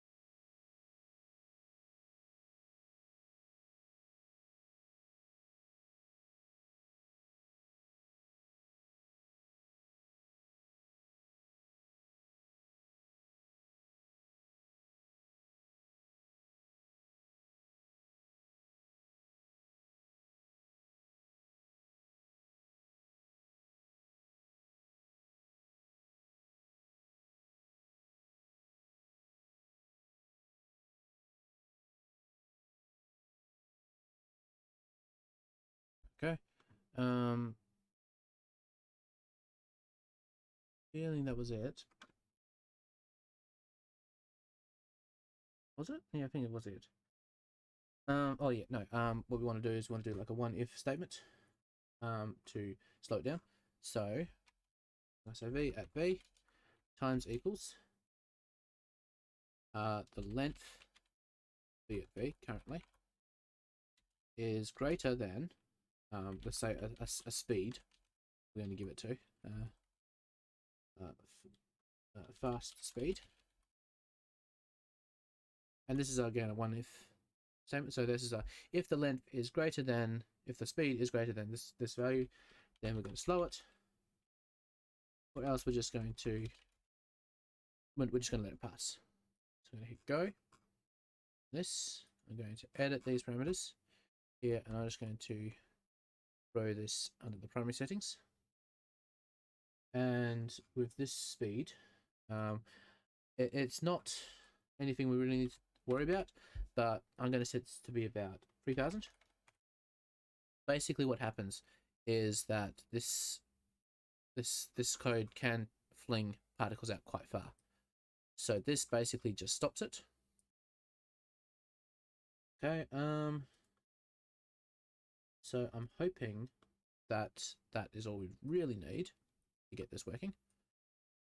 I'm going to color this. I'm going to make this add speed and color noise. Then what I'm going to do is I'm going to doc import fields because I like the fields option. I'll say tornado particles import. I'm going to make this darker blue. And I'm just going to drag and drop the values that I want. So I want pop objects here. And then I'm just going to say, yep, just give me the geometry. So now it's going to give us all that we want. There's not a great deal that we need in here, really. So what we're going to do is I'm going to do a group delete. It's not a group delete, group delete. And I don't want any of the groups. And attribute delete. And we may want some attributes. So let's see what we want. We want the color, the velocity. We might want the age. We want the life. And I believe that would actually just be it. Realistically. Yeah, that's all we really need. And then we would just we would increase the particle count and we would cache it out. I'm going to try and do like a quick play blast. And I'm just going to put my simulation memory up quite high. Turn that back on. I did, making sure that it was still streaming properly. And I'm just going to say flipbook and start. I'm going to close this.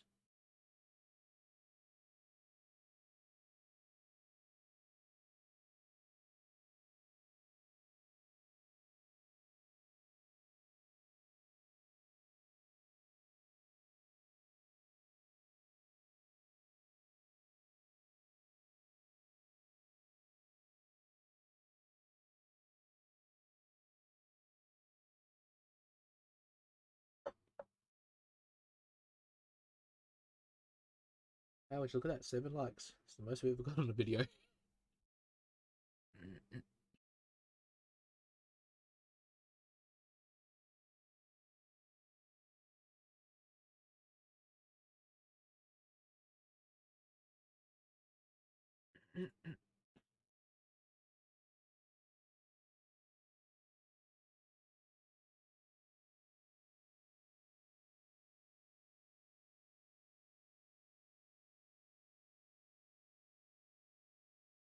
Slowing down now because it is rather intensive work.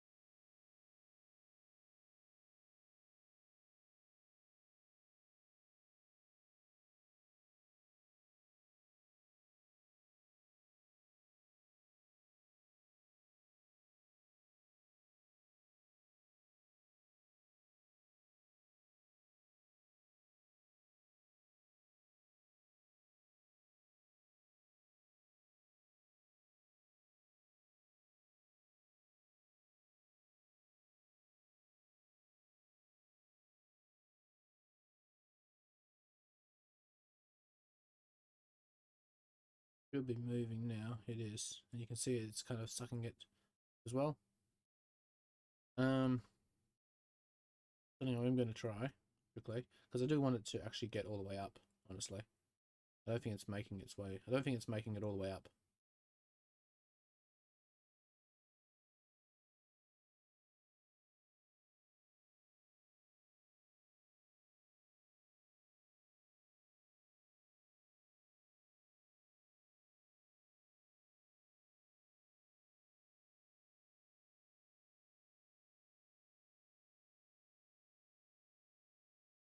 It's also rather a bit weird there, so there's another method we could do, which I'm going to showcase now. If we don't want any of this sort of thing, but we do want the scale, so I'm going to keep this one. I'm going to throw this one into here. This is just so that we can see what's happening, so I'm going to say out guides 2, B2. This is our second guide system. And what I'm going to do is I'm going to say main driver, I'm going to just duplicate this. I'm going to kill, come on, kill it, come on, let's go. Don't crash on me now. Main driver V2. And I'm just going to plug this one into here. And second input is going to be on the third input here. And it's going to look pretty much the same, ideally. The difference is that we should get a more of a funneling look here, because it's only going around one area, which may be what you want. And it is a little bit faster because it doesn't have to get as many of the points. One thing that you may want to look out for is see how it is sucking in quite a lot. So what we can do is we can get the P scale. And I think, yeah, so we want to get the P scale, so we say a float scale is going to be PC filter PC by P scale. So, and then we want to say the scale equals 1 divided by scale. And I'm making sure this is a float. And then we can say scale times the times all this. So times that, times the scale of this, of the suction inwards, but the rest of it I don't really need to scale it. And ideally what that should do is it should scale it to be about the same height and stuff as everything else. And I might need to put a bit more of a pre-roll. So I'm going to say, let's go 500. Apply. And I need to probably set U to start. Start frame should be RF start, I believe. Yeah, RF start.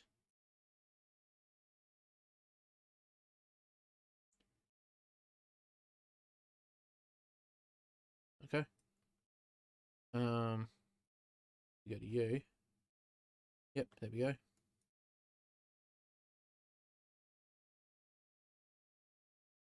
And let's just see the guide. This.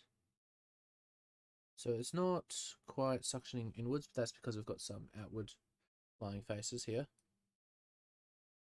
I would like it to be a bit faster, honestly.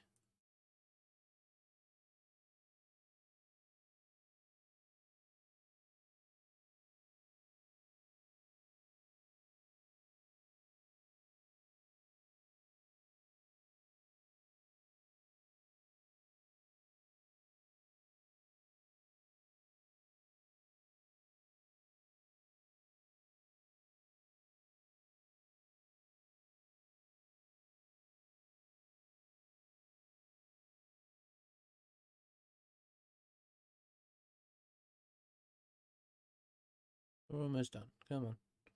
Come on, how's my memory doing? Performance, memory. It's not bad. So it's not really fitting to the shape, which I'm really annoyed at. So it should be fitting to the shape.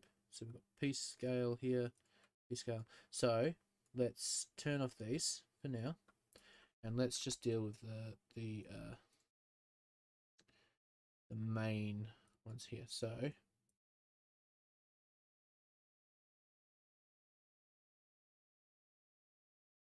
That's rather unusual. It's doing that. So inputs, third context, yep, okay, so suction is one if of scale. Let's maybe not do that then.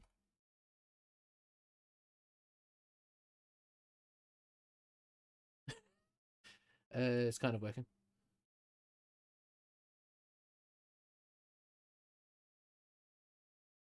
So we need to figure out what we're doing here. So let's go to here, like so.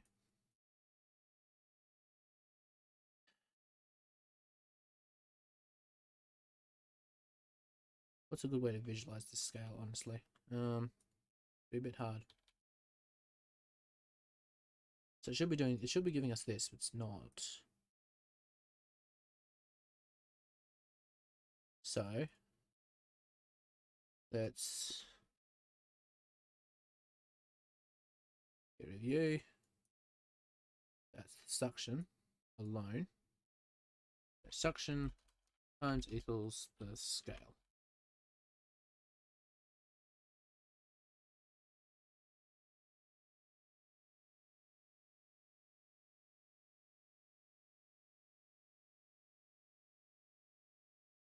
We are getting P scale, so it is P scale here.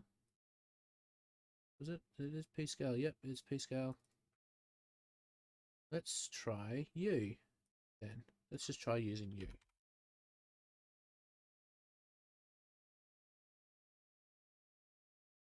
Yes.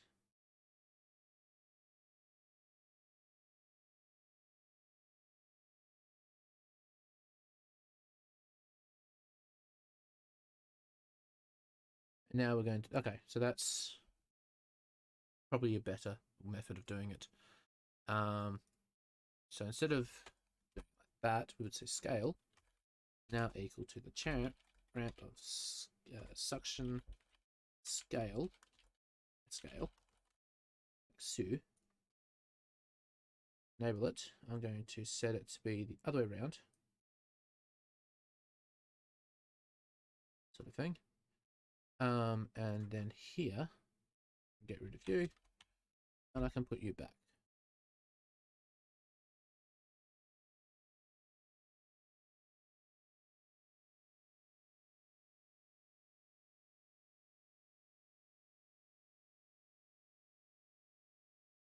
So maybe let's take out this.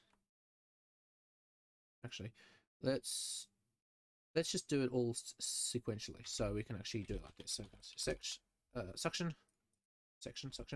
is going to be U, like so. So doing it sequentially like this, we get like a better understanding of how it's working. Then we can suction times equals suction ramp.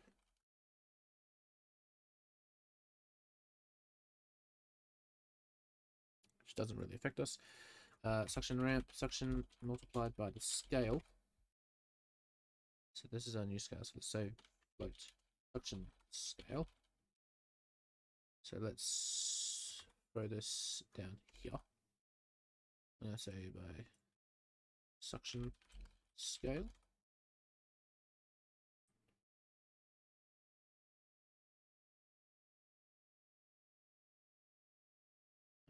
Let's take this to a negative, maybe. So what happens there?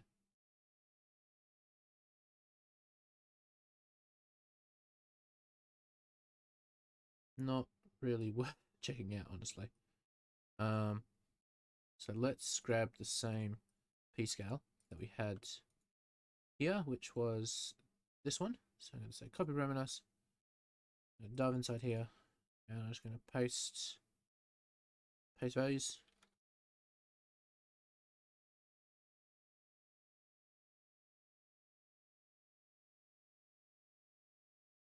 So I kind of want to invert it. No real way of inverting it. Unless we do like a fit range. So let's go fit. So 1 between 1 and 0. That'll go in the opposite direction basically. And so we've still got this this working its charm.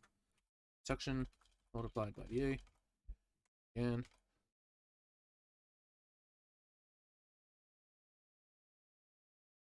So it's not quite working how I'd like it to. So we can probably multiply this by 4, 3. You get a harsher output visually, which we would get something like this, which is not really what we want. So it would be really nice if we could actually get it to fit along the ramp. But this is why I use the other method to get that more of a outwards section sort of thing. See how it's actually going upwards and everything like that. It is doing something a bit weird around here, but that's something we can that's something that these things here address. Okay, so what I'm going to do, oops, just going to unhide these. Go back inside here. I'm going to change the scalar from 5,000 to 1,500. And then what I would do is I would actually do a file cache and I would save this out. So let's save this out properly. So let's go sim tornado particles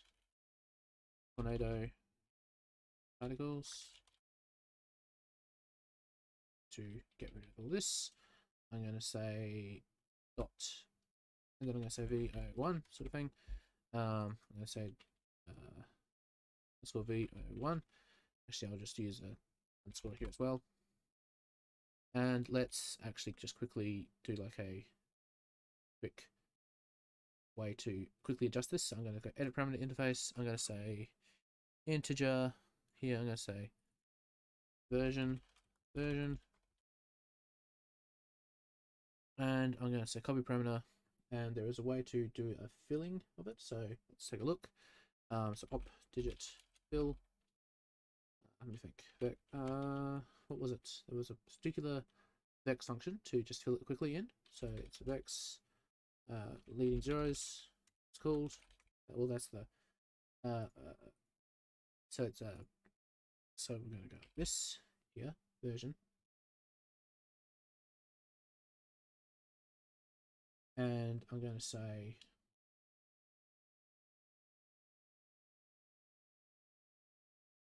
so HScript. It's a HScript thing. Sorry, it's called pad 0, which is rather annoying and a weird name. So what I'm going to do is I'm going to say pad. Put in little these. What is this? What is this called? It's called a backtick, apparently. Backtick means I can now write an expression in here. So I'm going to say pad 0, and the first one is going to be how many zeros we want to have it in. I'm going to say 3. And then the number. So that is just going to be pasting relative here, and I'm going to say channel version like that. Now close it. We should now get middle click it. We should now get a version control. I'm going to just quickly grab this and paste it here as well. So now we have a good version control here. And what happens here normally is we now get horrible names because it's a lot of full of strings. So what I like to do is like to have extra things for names. So I'm going to say string for the name. Hopefully it doesn't overwrite anything. This one's going to be called tornado particles, like so. And then I'm just going to cut and paste it into here, like so. So now I know that it's always going to be that name. So we've got tornado sim, tornado particles version 000, tornado particles 000. And we've got like a negative value here, which is not ideal, but that's fine for what we're trying to do. So we're going to go from 500 to about 240, because that's just how long I really want it to be. going to say load from disk, and then I'm going to hit save to disk. Hopefully it doesn't take too long. Let's quickly just jump into where it is. Saving out to, so that's under Houdini projects, Tornado. Sim, particles, and yep, okay. So it's now simming them all out. So some issues that may arise in the end of it is just why did it auto go to details? What's the issues that can arise? I can't remember. So if we're dealing with a lot of particles, some issues that can arise is I/O write, which is input output. And what that means is it's yeah, oh, my head.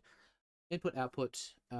It's how Windows, Linux, and Mac they just write. It's just the name for writing files to the disk.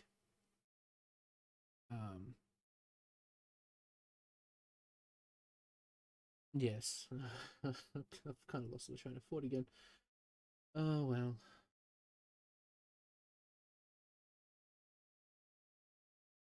That's just great. How it does that. Just a train of thought just dies.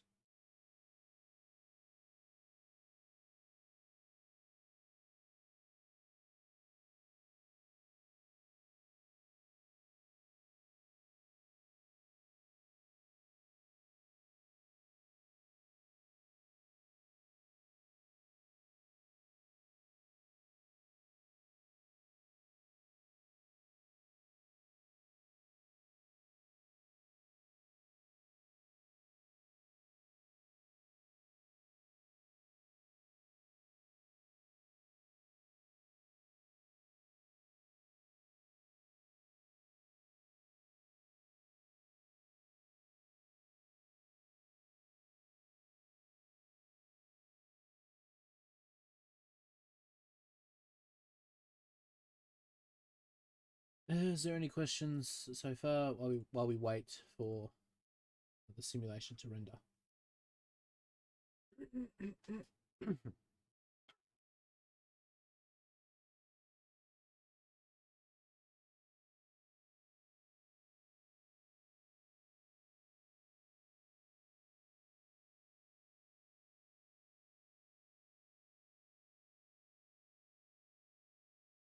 Love watching the average watch time of this. It's average watch time is 3 minutes.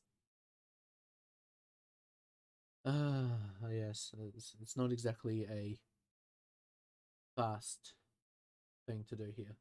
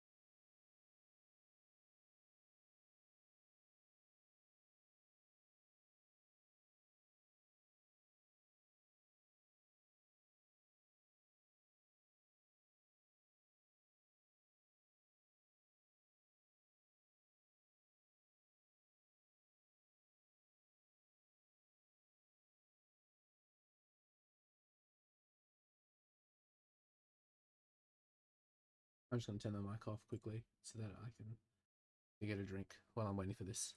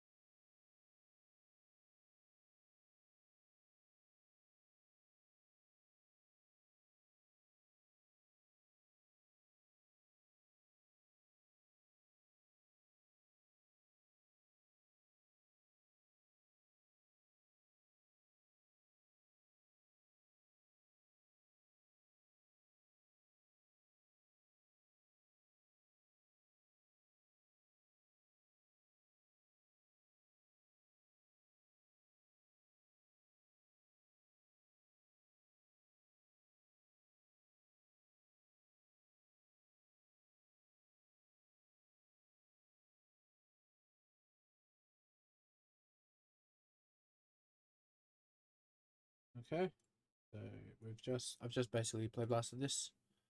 This is the end result. There are a few things that probably could fix this, because we're getting a lot of swirling that doesn't need to be swirling around. And I'm going to quickly show a quick method, no, a fix of the thing that I was showing before. But this is all right. This is fine. I don't mind it too much. But I wanted to quickly showcase what I meant. The other thing with the second different version of doing it. So it's not moving too far along, considering the distance we wanted to go across. So I'm going to quickly adjust that. So I'm going to go down to here. I'm going to keep this at 1. This one was, I think, let's go to, was it 38? Wow, okay. That's an oddly specific number. So for this one, I'm going to keep it to 20, but I'm going to say maybe like 190, 290 maybe. Something like that. And then here, I'm going to push it out a little bit more, like so. There we get something a bit like that. A bit like that. So now it is actually moving properly. But before I get into all this, well, I wanted to go into here, and I'm going to escape because I think it's trying to sim something. Bring it back into here. I'm going to lower this back down to about 5,000. And in here, I'm going to make a few adjustments. I'm going to go back to version 2. And I'm going to turn these off for now. Alright, so for this one, we don't really need some things. And what we need, let me just load up my other file for this. So, we don't really need the suction, as strange as that may seem. We don't really need the suction for this, so I'm going to delete this. Ideally, so we need some things. I'm going to keep a few things here. I'm going to keep the scale. So the scale, I'm going to just PC filter it to there. So I'm going to keep this. For the radius, I'm going to make the radius. There's a radius. The radius be about 60, maybe 50. What we'll see here then is we'll see this, and which means I need to change this max distance to 50. So we would normally keep that the same. Better yet, I'm going to change. So we want to keep the scale to how big this overall this part here is. So this is at so we've got the scale here. Scale is scale. So it's P scale. We want P scale is about 48. Okay, so what's this size here? This one. All right, so that is a little strange. Let's grab you. So if that's that, all right, I'm gonna keep this here like that.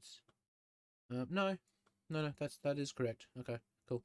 So I'm gonna keep this maybe about 60. Maybe 70. I'm gonna keep the 70. This is 70. So these technically should now be linked. But we're not going to do that just yet. I'm going to set this return to 1. So now we're going to get this. And now we're going to see this sort of thing here. And now is where we can actually go in and get this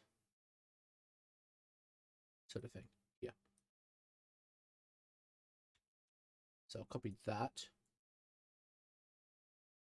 Time. Yes, we want the time. Noise scale 2. I think that is all correct. Yep. And then we just add this one here, SA. So, and then the noise scale, let's put it about 5. Time, let's keep it at 0 for now. Let's put this noise out to about 5. 4, I suppose. Let's get this about 20. And we're seeing something.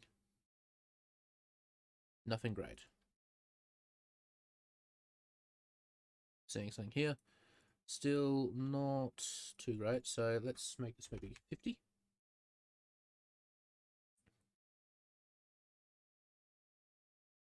Make it 10. That looks kind of nice. Let's make this about 50, and let's make this about 40.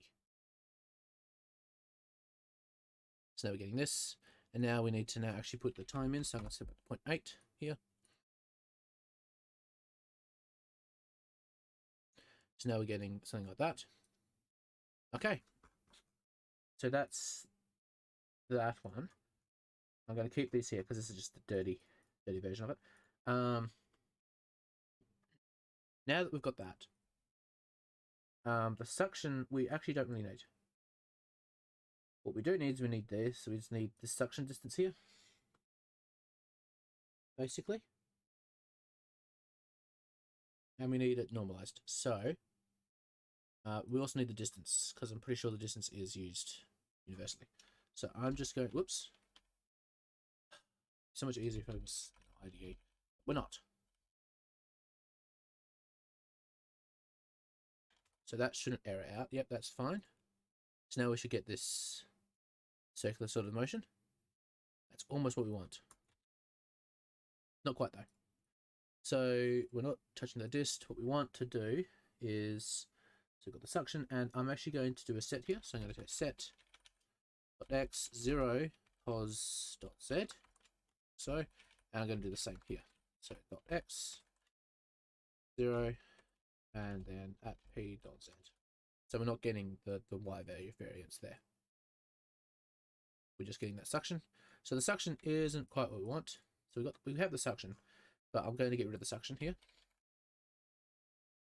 I only want upwards as well. And we're seeing it's kind of just shooting off into like that. Not really what we want. So what I'm going to do, we've got upwards ramp.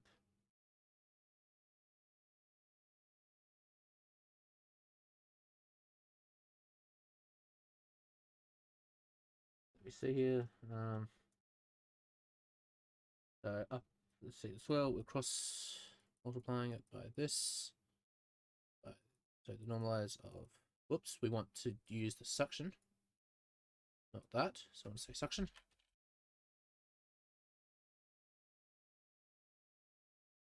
I'm actually just going to delete all this, so we've got a nice and clean palette, basically. So we've got the distance. So we may not want this upwards direction. But what I will do, no, I'll keep it. I'll keep this and this and this and this. But it is kind of like throwing it out. Not really what we want. So this is where our pop drags will come into it. So this pop force here, let's use a VEX expression. Let's use a scale amplitude by speed. Something like that. And let's do the same for this. Amplitude by speed.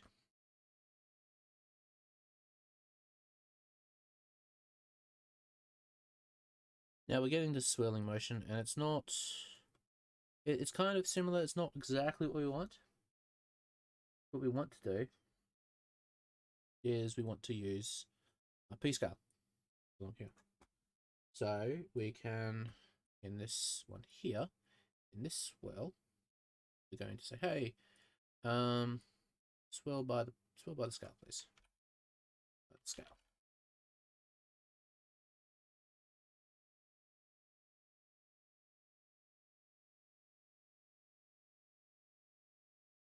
You can see it's kind of, so the p-scale shouldn't be between anything else. So p-scale is between 40 and 90 sort of thing. So it should be, oh wait, no, because we're using the U. So we want to just change it from U to p-scale. P-scale, like so.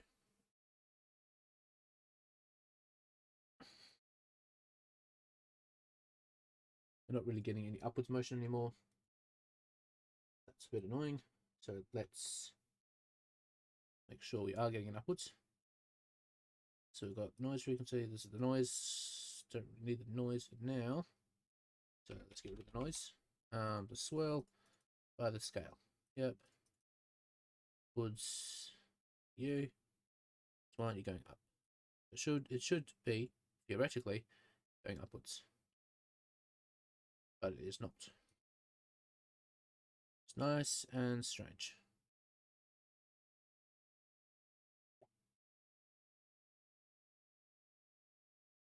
Okay, so let's actually just use you.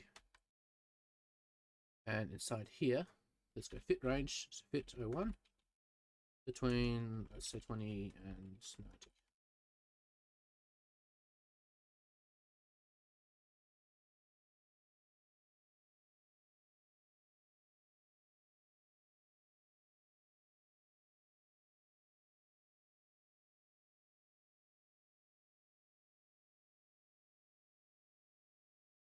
A little strange.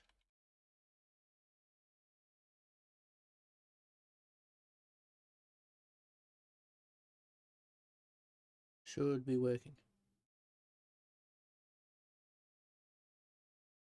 Did I adjust something down here? Multiple speed, let's go 50. Oh, it's very, very slow. Okay, so that for some reason that's incredibly slow. I don't know why this would be slowing it. Honestly. So like that. You aren't using, so the so the swirl isn't using anything here.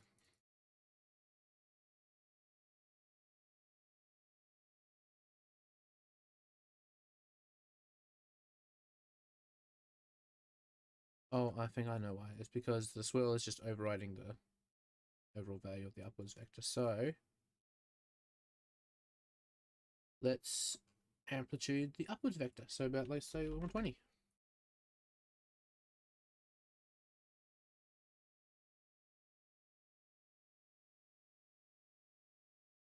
And here, let's adjust the max distance. Let's say 120. Thing, and then 120. There's 120. Junction of 120. Let's link these two, honestly. Now, pace relative resistance.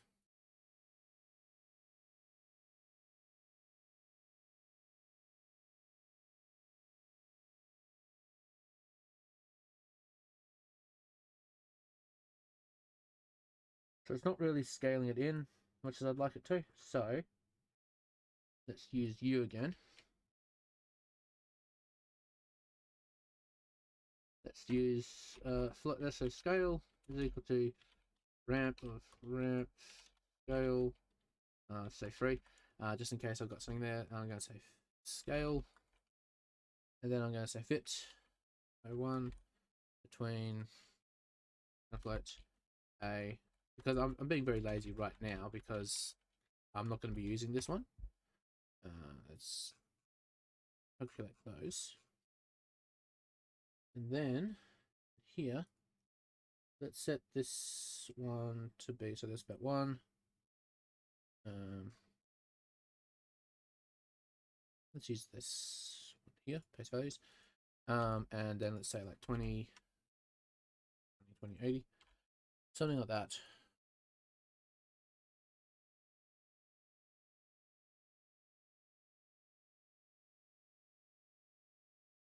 I'm not too sure why it's not quite working. It'd be very nice to know why, honestly. Suction doesn't get changed at all.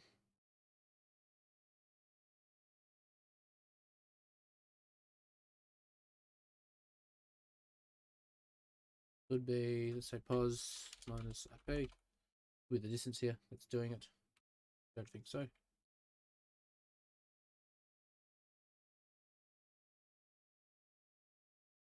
Because it's that scale that's kind of ruining it as well. That's very weird. Could be pop forces. It could be this, honestly. So let's turn off that. Let's turn off. Yeah, that's just. I thought I had more. 1, 2. I thought I had more. Okay. Although that is kind of annoying now that the noise is being affected everywhere. It's not what we want.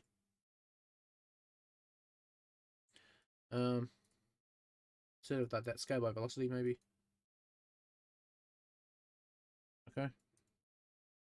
This one needs it too, so scale by velocity. Alright, maybe not. Let's go amplitude by speed. And then amplitude by speed again, because this way it'll be a bit nicer.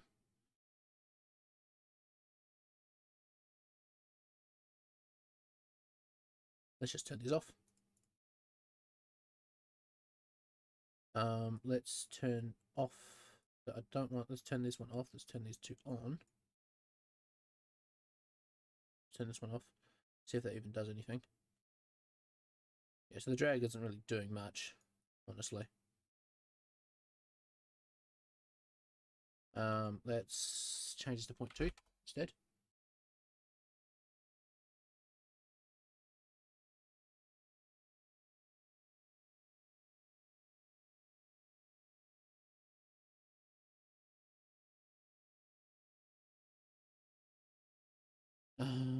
Let's go down to here. Let's just say, by 2 by 10.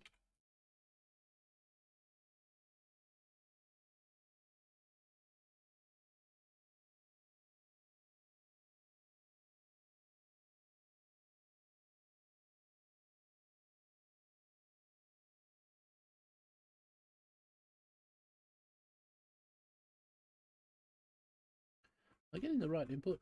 Should be. Input, third, yep, okay. How unusual.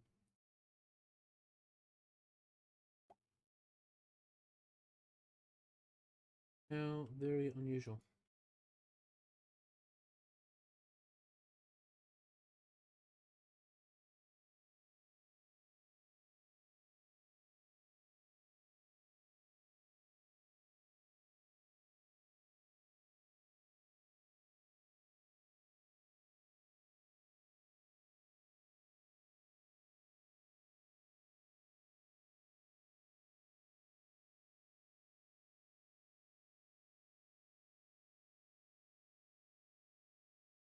Let's strip it to bare bones.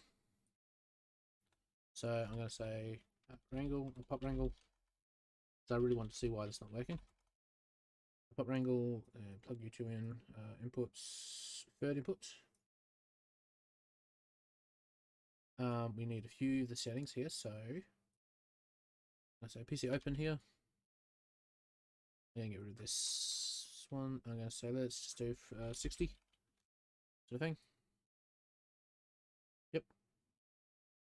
Then we're going to say if PC none found. And then I'm going to say get these. Like so. Okay. So I'm going to say use P scale here. P scale.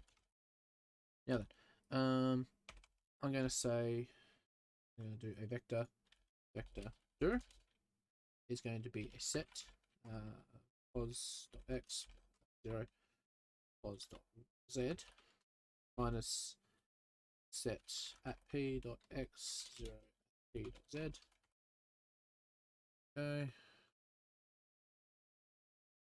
So that's my direction. I want to normalize this. Normalize. And then I want to cross product that. So I'm going to say vector swirl is going to cross product between normalize between the dir, which is already normalized, and the normalized n. Okay. Then I'm going to say v add v equals swirl just right now, just to see it working.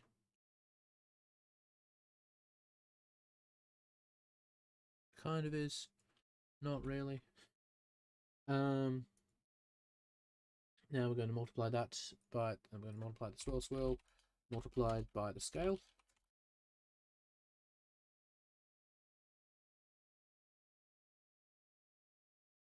give me 1 here.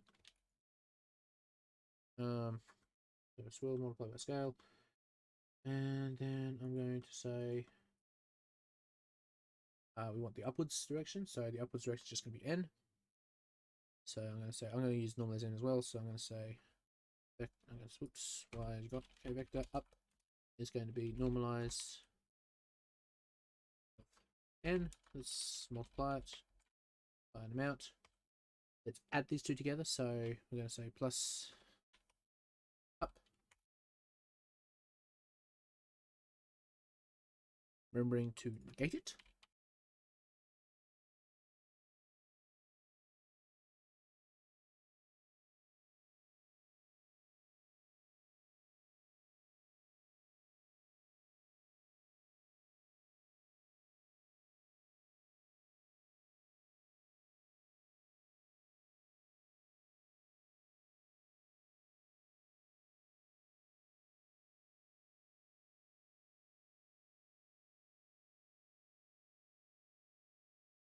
And then let's multiply it by, I don't know, 7.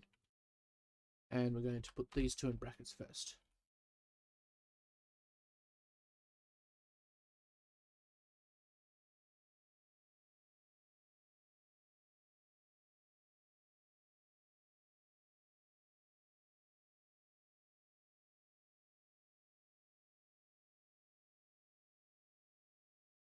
I'm very curious as to why this isn't really working. Say you.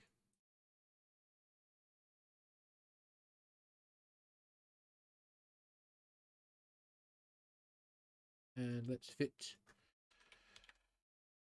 you between 20 and 80.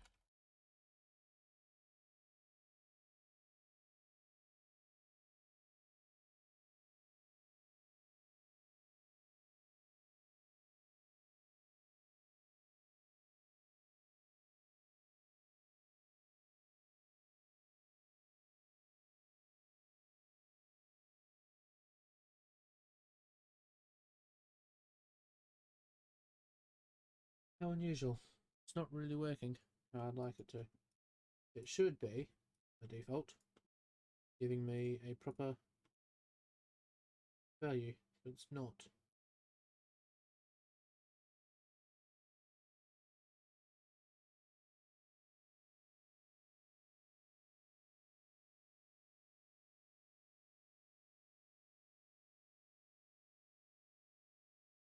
Scale equals 1 minus scale.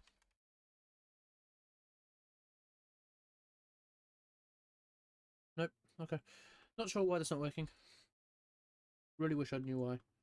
But there we go.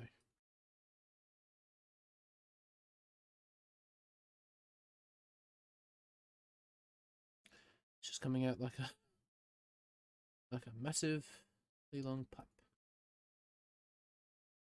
One method of doing this probably. So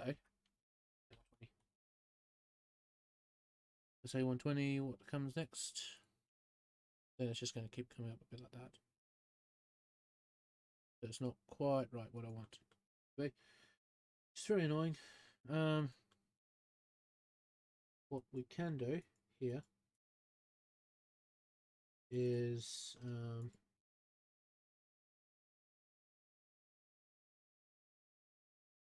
let me think.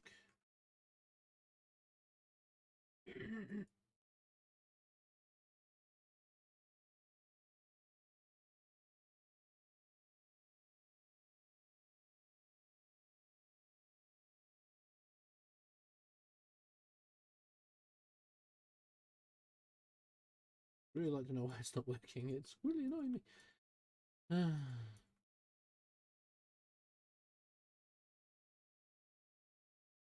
Okay. Let's make it in a pop-up then. Actually, no. Third, yeah, third. Scale U N. Yep. Okay. Okay. Well, that was a bit of a waste of time there. Sorry. It's so weird.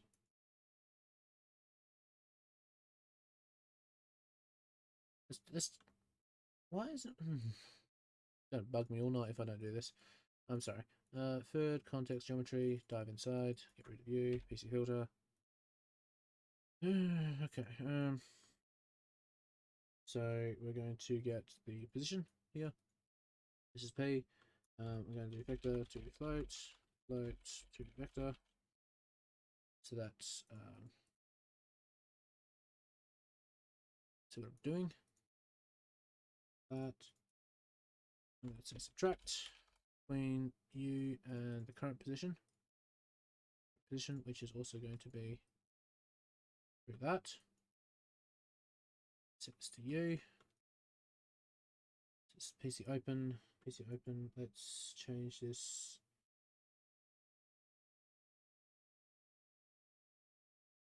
A little bit. Normalize cross between U and another PC filter. It's going to be N.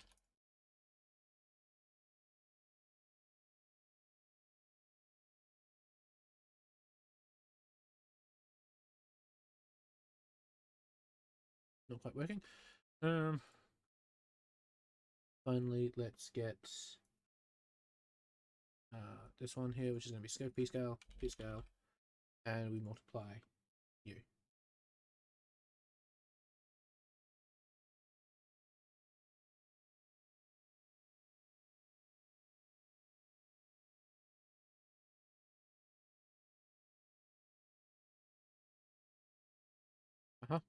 Make this a float value.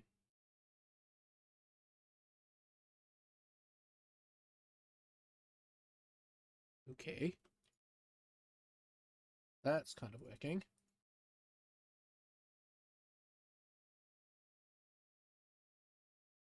And we add the upwards. Mult constant here. 20.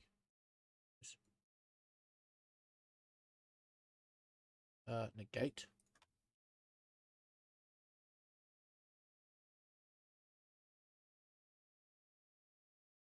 Yeah, it just goes up.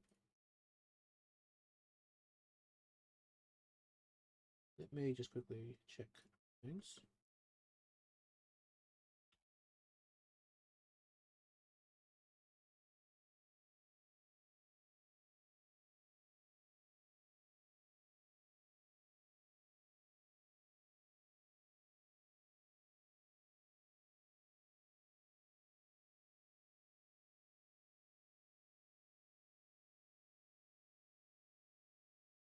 No unusual.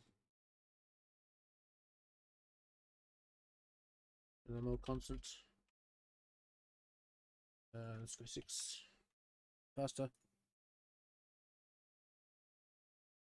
Yep. Okay. Cool.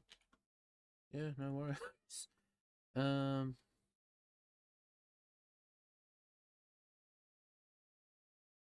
U. Let's use the U. Ramp. Let's change it to spline. Let's go for free. Let's do fit range.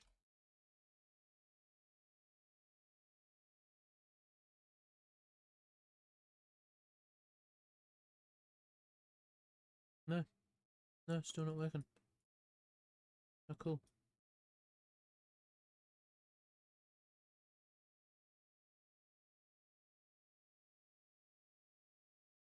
Maybe we should multiply this by the scale.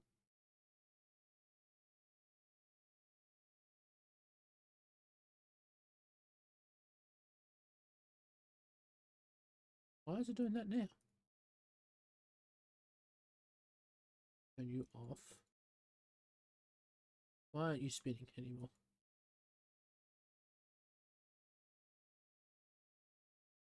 You should now be spinning. Small constant U by 20 as well. Let's add you two together. Let's multiply that together.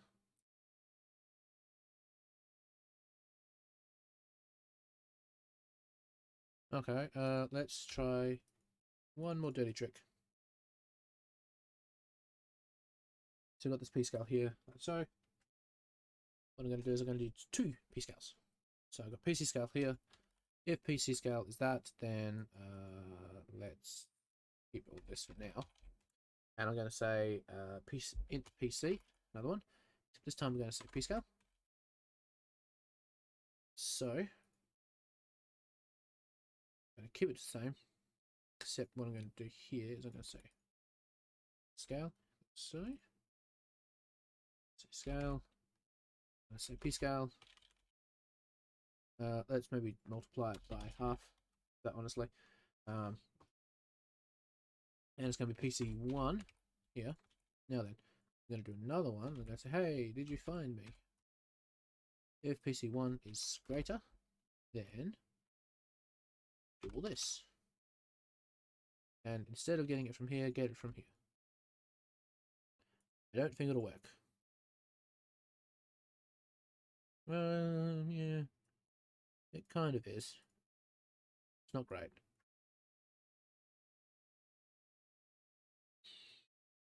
It's giving this very stepped look, I suppose.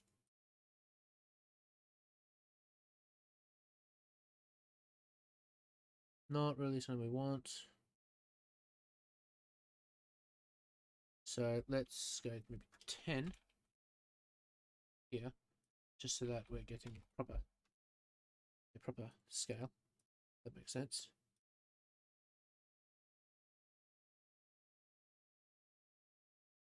Now, if we can see it's kind of following it now.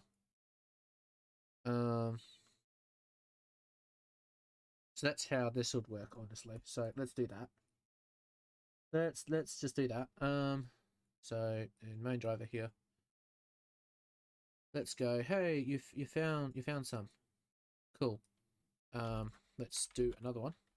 So I'm gonna say PC scale, PC that, PC1, and instead of this scale, I'm gonna say, hey, can you just use this scale here? And it's going to error out because we've got this scale going here. Actually, I'm going to copy. No, it's all the same. No, I do want the suction. My bad. So I'm going to copy that, paste it in here. Actually, I'm just going to delete all this. I'm just going to make a new one. V2. Okay. Oh no, I did want that. Back it up. Back it up. Back it up. There we go. I want because I want to keep this noise here. No, that should be suction. Okay, so suction does actually need to be there. I'm not actually touching it. So suction. So, then I can say suction by suction. So suction by. This is normalizing that. So I'm going to say pos minus at p. So we're getting it properly. And then I'm going to say suction at. Just to quickly make sure it's still working. Yeah. Mostly is. It's something. We would normally have it the radius. Oh no, the radius should be larger. So the radius should be. I did change it. Yes, let's go radius about 3,000.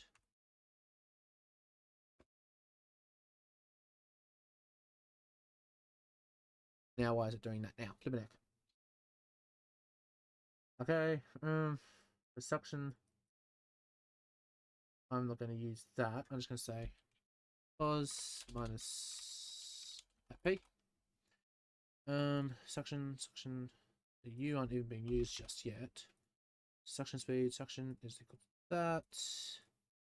Yes. Now say yes. The length of the suction here.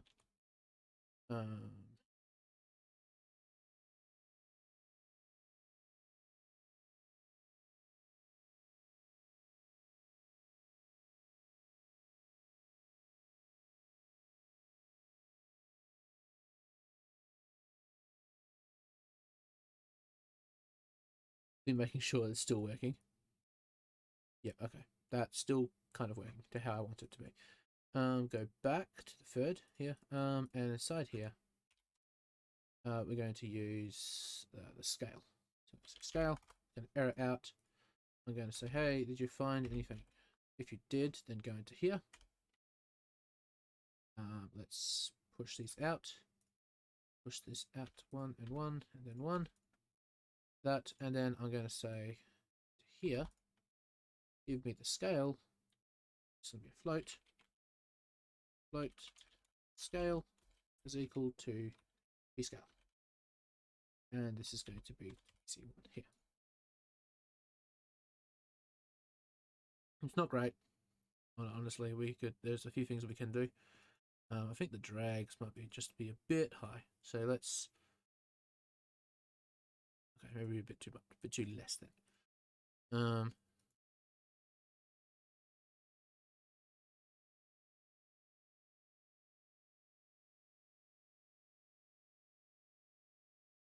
Not too sure why it's just stopping. That is a little bit nasty. Let's times this by 3.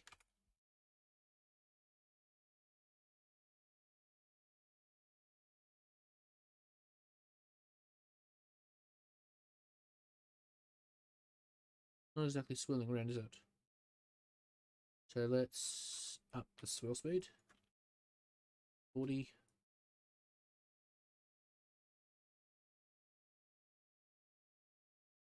What, 20 then? Particles again just stopping though, which is not something I want to see.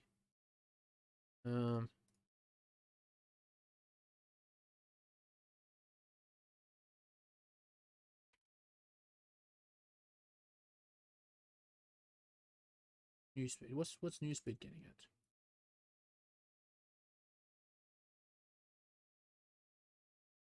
So I'm just going to get rid of that now. Don't really want it. No, it's still just stopping.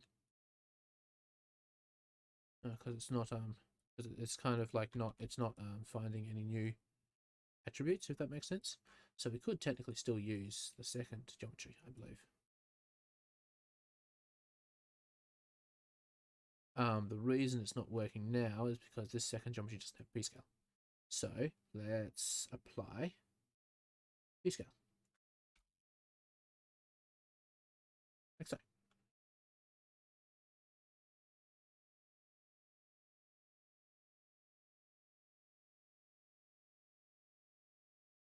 Now we're getting a little bit of a more crazier variant here.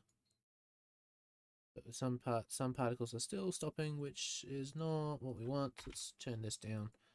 Let's turn this on. I don't even think this drag is doing anything, honestly.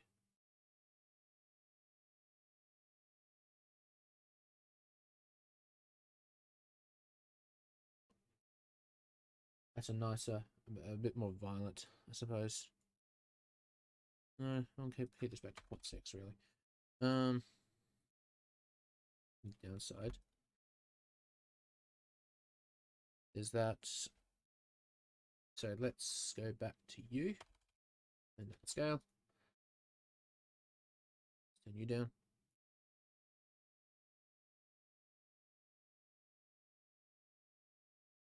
All right, because the noise is the reason it's stopping is because the noise is kind of like a noise is moving through it.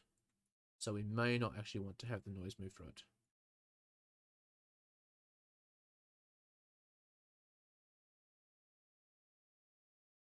That would be why.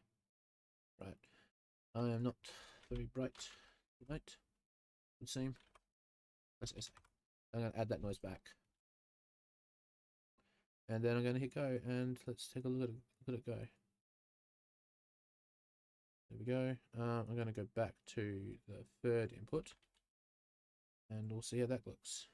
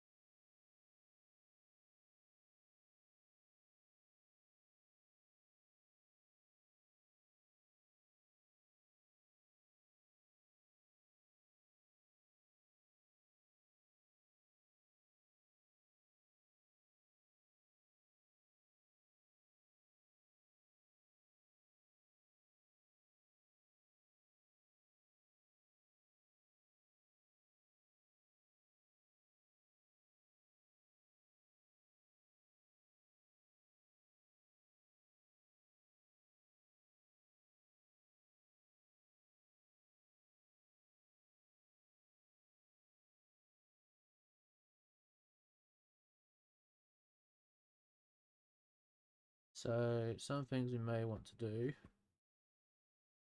I'm going to turn off this. This is not going to look good, I'd say.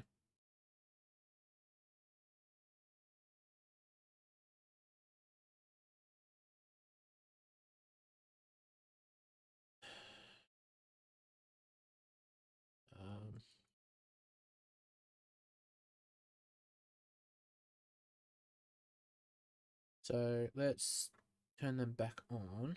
Is there a better one? Scale by velocity, I suppose.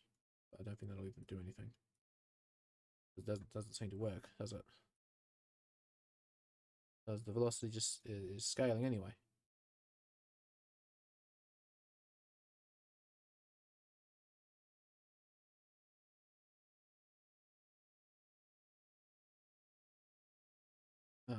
Let's turn off this noise then. Nope. Alright, we've got to turn this one down as well. Bad.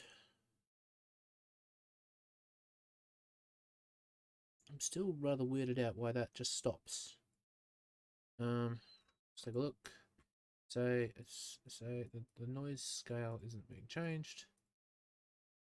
Say could be that it's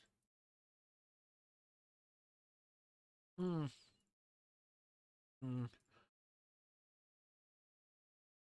don't know. I would really like to know why, but it's not. It's kind of like as soon as it gets out of the area of effect, it kind of just stops. And we would like to have a bit of gravity working on those. So what we're going to do is I'm going to say else. But yeah, I can just say else down here, really. Else b at v equals set 0 negative 9.8 I suppose. That's gonna make everything fall.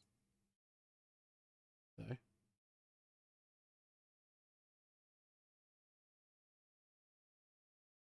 what don't you like? Cast from vector 4 to vector. No, v is what?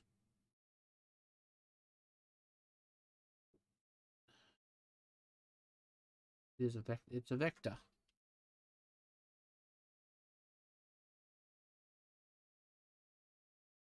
Don't know why it's saying it's not.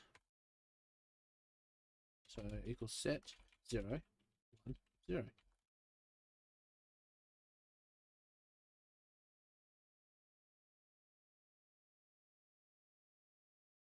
I think it's because it's moving out of. No, it shouldn't be. No, let's go back down to maybe 2.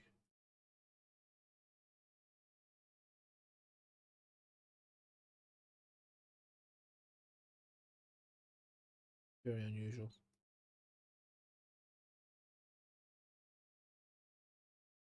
So okay, I'm also going to do like an overall mult here, and I'm going to say yep.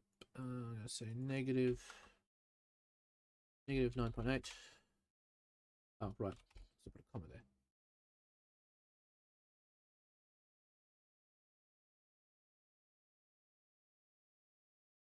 Very unusual.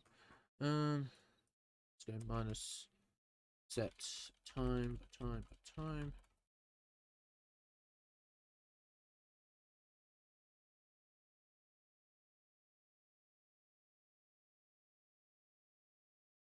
Let's do time by, where's the time?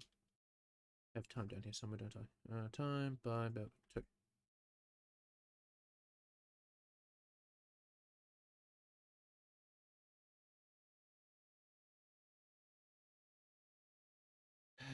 Let's give it to you. Don't really want gravity, ideally. Not going very well right now, is it? This is more of the RnD, trying to figure out what's the best way of doing it, and it's a lot of just fiddling around and seeing what would be a good way of doing it, you know. And you can see it's kind of like pushing it up, which is why we probably don't use this So we could instead add it.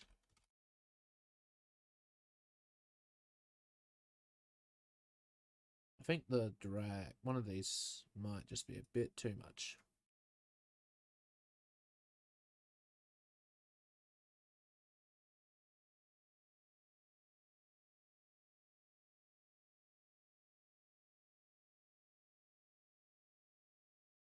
It's not even doing the scale thing that I wanted it to do. Oh, that was a real waste of time, wasn't it?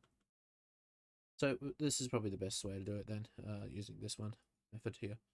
We've also got this method, which you can probably use with the second geometry and get a better result, honestly.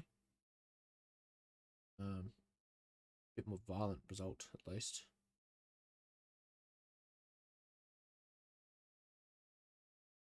I'm going to maybe turn this down. It's a bit too violent for me.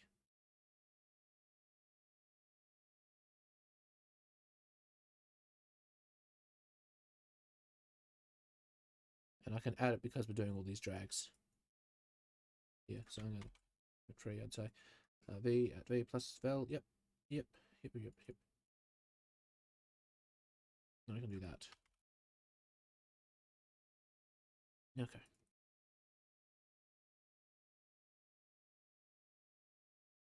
Just be careful of, like, if it dies, then it's kind of a moot point.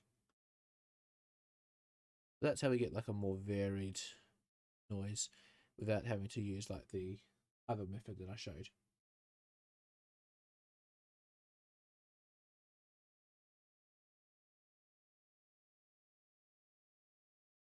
Not even using the suction scale, really, is it?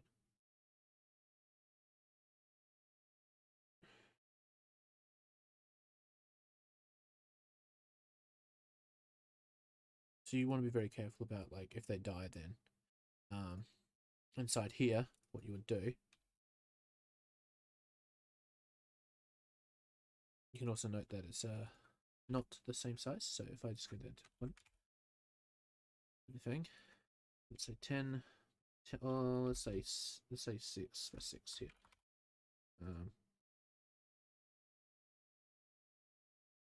You want to say if it's not moving, then just kill it and just delete it, basically.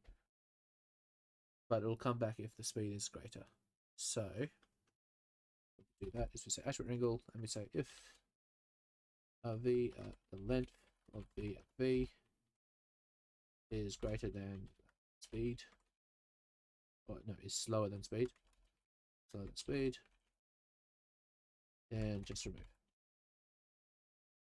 point 0 at point number, so like this, and then we would then just get this only the fast moving ones like that, and that may be what you want ideally.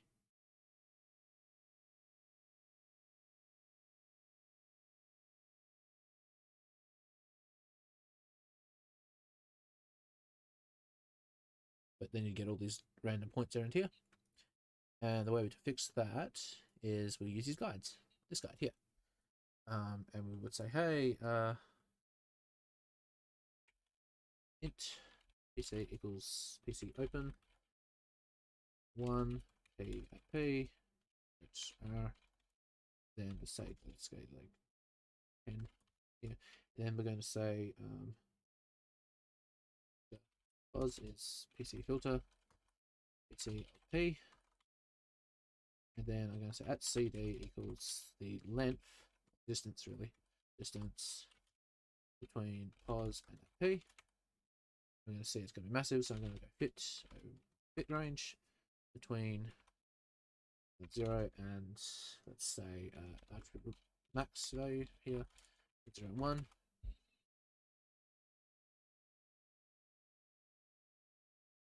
And then we can say, oh, is it actually, it's like min and max, maybe min.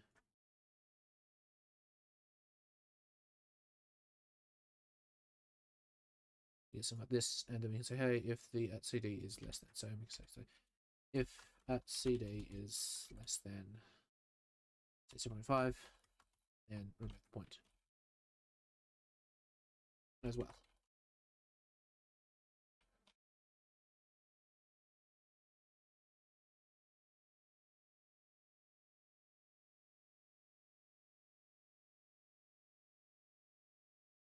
we may want to do something like this then.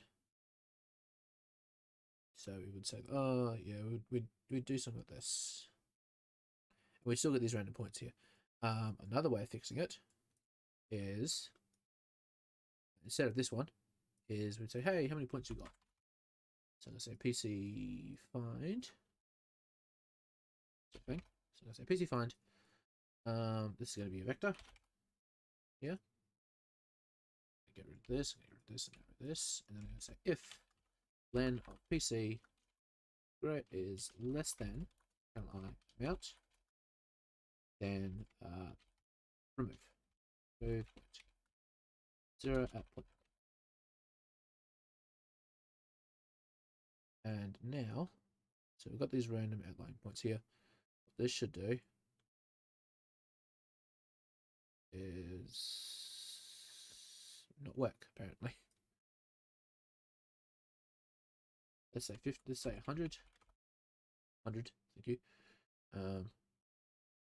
If it's greater.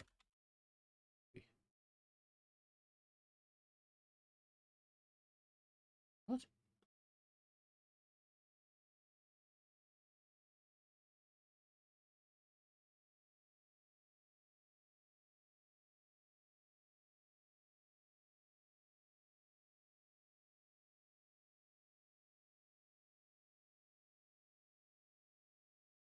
Oh, the range that this must be this must be a certain amount. So let's say 2.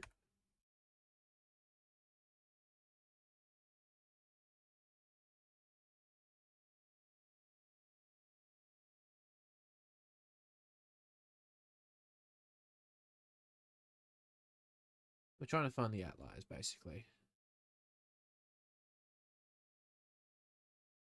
And see, this kind of helps get rid of the outliers.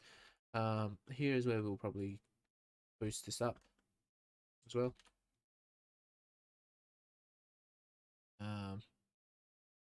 Not great.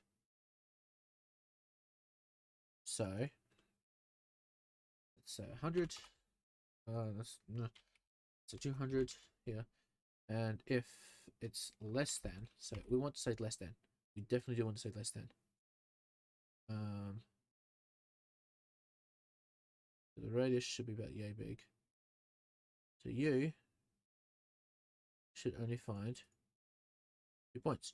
So let us blast this. Figure out what the hell's going wrong.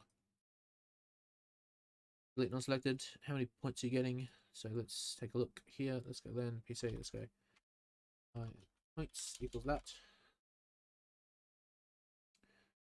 Where's points?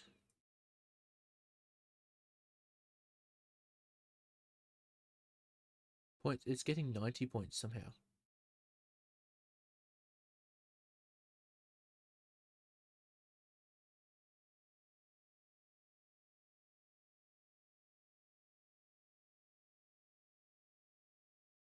I don't like this. I don't like how it's getting like 90 points somehow from like a radius of 4.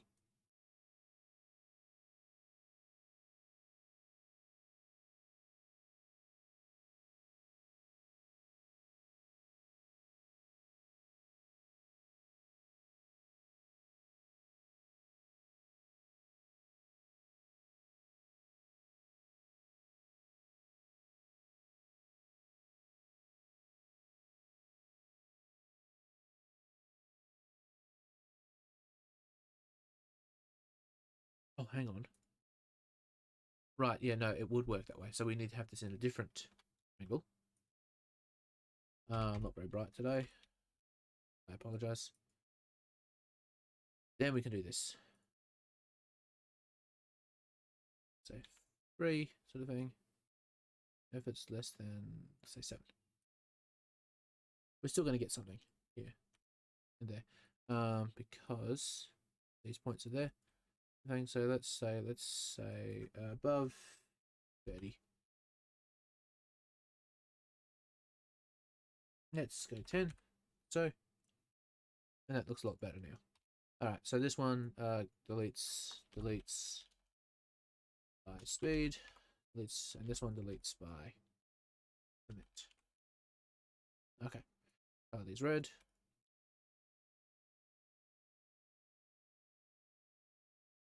And you can see we're getting some staggering here, which I'm going to quickly fix now. We're going into birth, jitter, interpolate forward, and we're going to go birth negative. And you can see we're still getting a few jittering things here. This is because of a few things. Let's go match point. Let's go back. I want to say back, honestly. Set this to so internet source back, match topology and positive. And that should give us a better result. We're still getting a few jitterings here. Is that because of this? Yes, it is.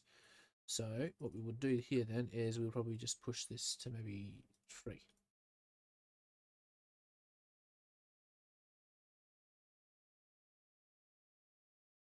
Even then, why do you do this to me? Let's go to 1, and let's put this substeps here to 3. And now we should get slightly smoother, albeit you can still see some of it there. We shall fix that though later on. What the hell's going on here? Okay, so that's a second method of doing it. So I'm going to load this one up here. And remember how I showed how to do this? I'm just going to set this to number 2, and then we can save it out. Before we do that though, because I want to showcase a few things here. So, I'm going to do the same thing here. And it's going to take a bit longer to do because it's... Right, why didn't it actually delete anything? So you should be deleting something. Speed.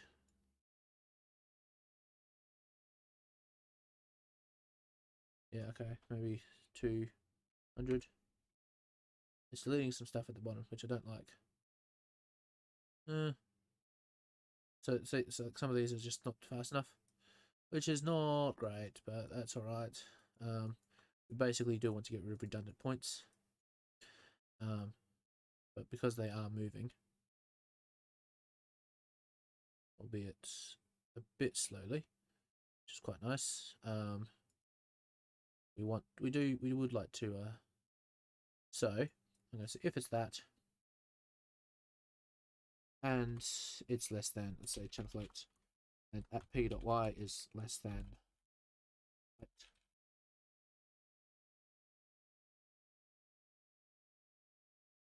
So I'm going to set this to about 4, maybe 12, maybe a bit more than that. Then 25, maybe a bit more, 30.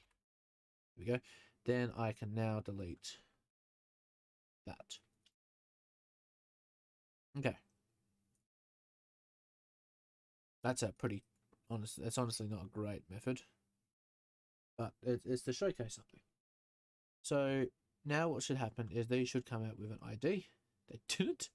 Oh no! Why didn't they come out with an ID? It does have ID. It has ID too. So I'm going to say attribute delete here. I'm going to get rid of ID2. I want to keep. What do I want to keep? What do I want to keep? Why don't you actually show me what I want to keep? I keep the new speed. Bank.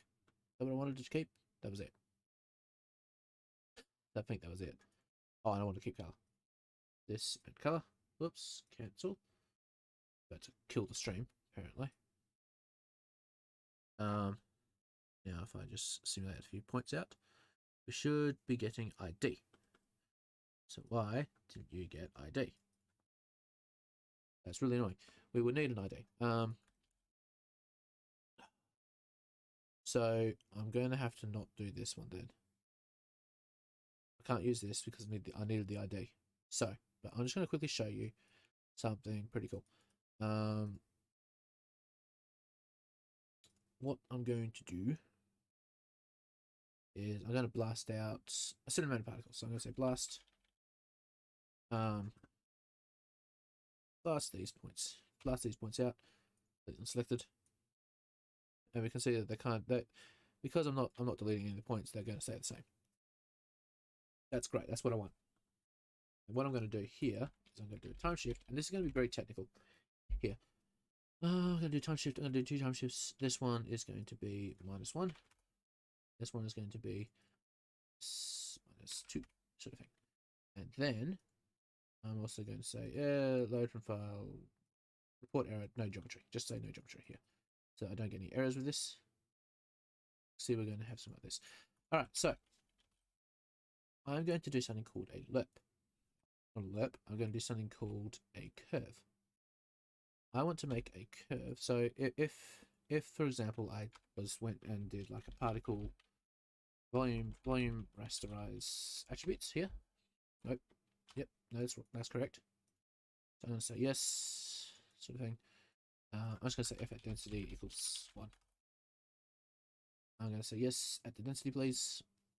And we're getting this. If we try and do like a velocity blur, we're going to get something about like this. Not really what we want because it's not curving around. It kind of is. No, it's not. It's just a straight. It's just a straight thing. We don't really want that. Not to mention it's got this little lovely little blobs here. We don't want that. What we want to do is we want to make a curve of our own. Okay, so loading back up of Photoshop. This part is rather important if anybody is wanting to know how. So what we want to do is we've got point A. Let's make it a little bit bigger. Point A, point B, and point C. So what I want to do is I want to draw a line between here, and here. And I want to basically connect those up. And I can do that just by saying, hey, just add. So if I go merge here, that, merge, and then I say attribute wrangle here.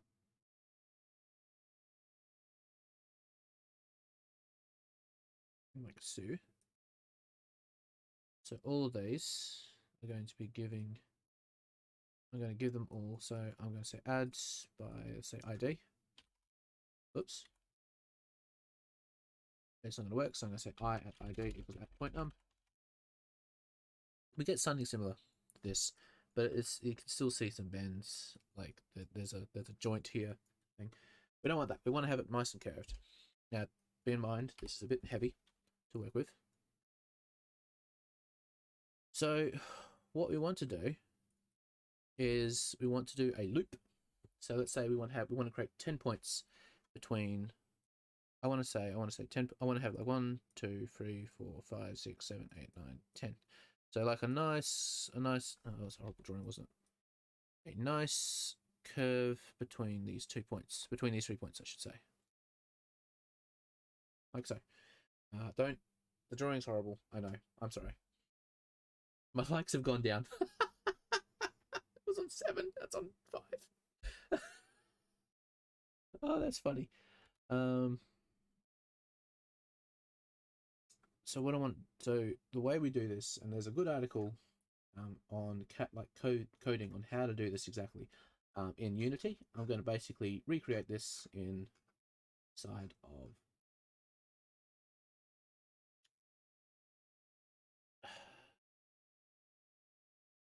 here, inside VEX. So let's say we have this line, oops, this line here. And I'm just going to hit back on those. Let's say we have this line, and let's say I'm going to put a point here. And let's say I have a point here. I need to know if it's moving. Let's say I have a point here. Well, we can do something called a lerp function. So we're going to say, okay, lerp between here and here, which is going by 0.5. So this is 0.5 here, and lerp between here and here, which is going to be 0.5. And then add a point between these 2 points, which is going to be another lerp, which is going to be right here. So that's kind of basically what we want to do. Is we want to have this lerping function. So we are going to have to use it by ID, honestly, which is rather annoying because we don't have one. Also going to set this, so that's just going to give it density anyway. Okay. The math behind this is not too hard. So the parameters, we're going to make a function, inside of VEX here. To make a function, we just say the return type. So for me, this is going to be a vector. I'm going to say I want to get the vector of position. And I can go like that. And now that is now a function. You're going to see it's going to have a little issue because it says it's not returning a value. So let's return the value. So I'm going to say vector pos return pos. Now it's going to have another worry because it's saying it's not used. There's no values in this vector.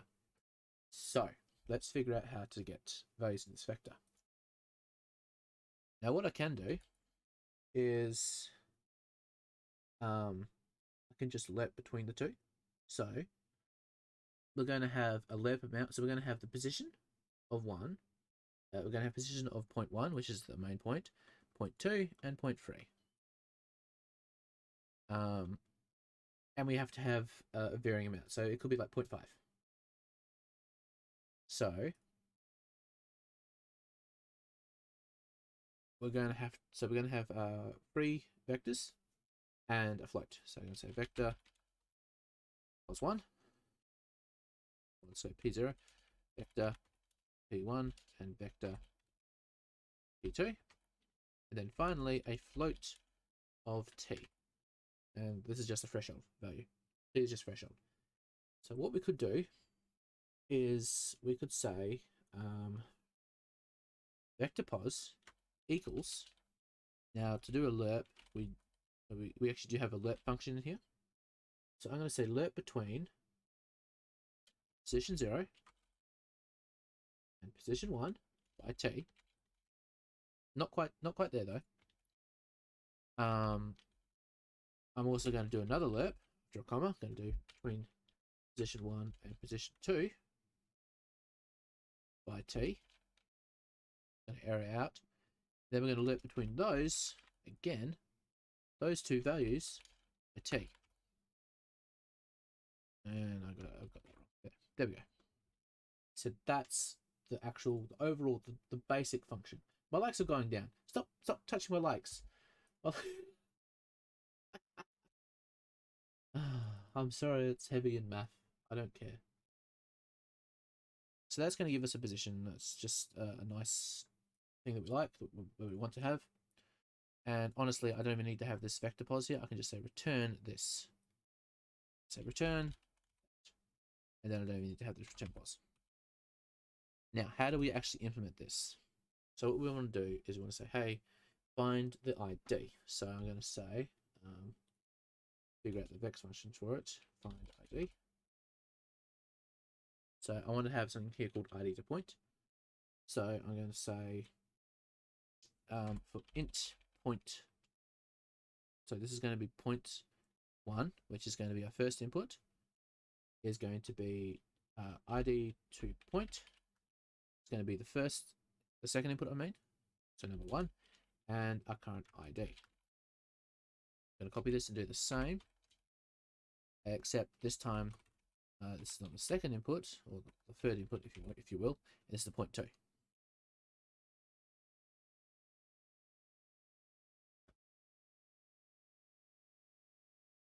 What we want to do here then is get the positions of this. So I'm going to say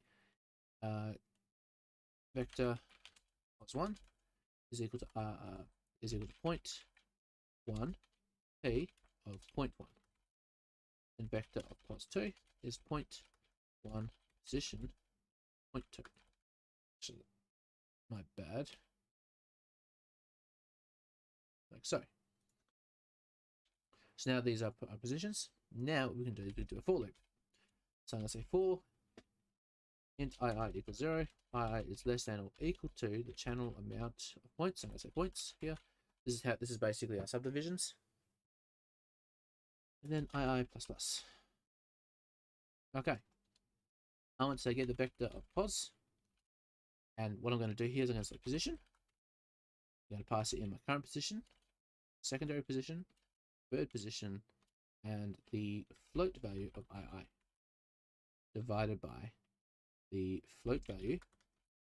Actually, so I'm actually going to bring this up. I'm going to say int iterations.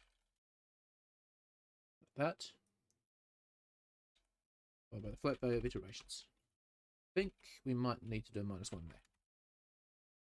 Can't remember. So now we're getting these positions. Now what I want to do, I'll say remove point 0 at point num. So we're getting rid of all the points. I'm going to say add point 0 and plots.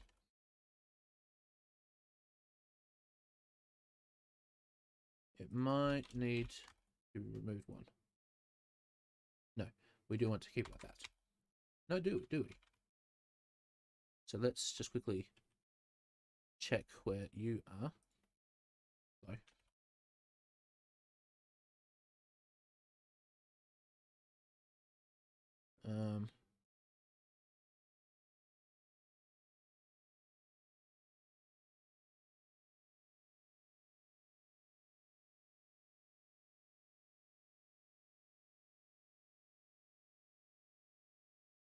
Yeah, so we don't need the -1 then. Okay, there we go. Just had to make sure. So now this is how we make a curve. What I'm going to do is I'm going to say int points is equal to an array. Or I'm just going to say int points really. Don't need to initialize it. I can then say append points to point. We don't have a point here yet, so I'm going to say int point. So I'm going to get a reference to that point here. And then I can say add prim 0 polyline, I believe it is, and then points. And now we have our subdivisions here. We can just vary how big and how small sort of stuff. One more thing to do, I believe, is to pass the values back onto here. So we're losing all our values, basically. We need to get all our values back. But we want to get the values... no, we... yes, we do want to get the values. So this isn't very fast either. So we've got this method. The method that cat-like coding shows off is a lot nicer.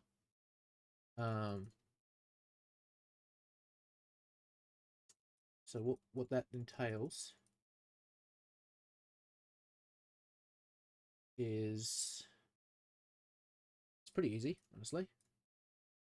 So we've got this t here. I need to say I need to do a float minus t means t. So I'm going to say 1.0 minus t. I'm going to get rid of this return here. So return min t. So I'm going to say min t. Instead, return min t. What is it? Times by min t again. So we're squaring it basically. Times position 0. Not quite working. Plus 2.0 times min t times t times 0.1. Almost there. And then we're going to add it again, and we're going to say t times 0.2. That's going to give us the exact same result. But that's it's a faster method of doing it. I'm going to get rid of this. So now I need to also get the derivative, and the cat-like coding shows a very good method of why we use a derivative.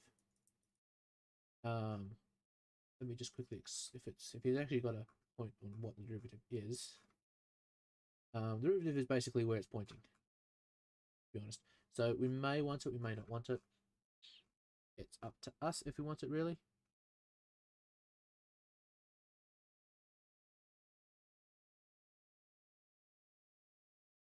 So it's a good way of getting like a directional value. So it's not quite the same as this one. It's a little bit simpler, I believe. So I'm just going to say, yep, return the 2.0 times by the 1.0 minus t. So that's the t minus, but we don't need to make an actual thing because it's just doing it once. Times 0.1 It's 0.0 plus 2.0 T times 0.2 P2 minus P1. That'll give us our derivative, which is like a directional value. Use function spline. Yes, function spline. There's a function called spline.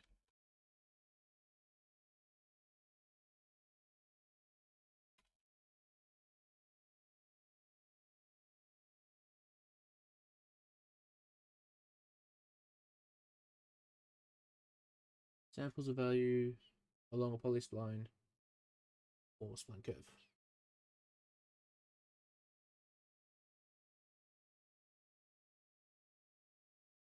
The version takes an array to find the basis to use between the points.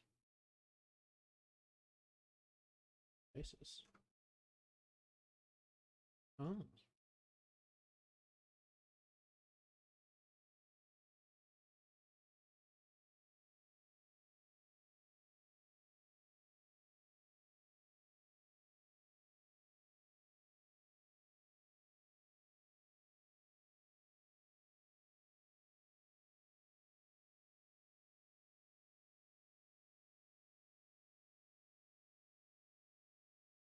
Well, let's try that then.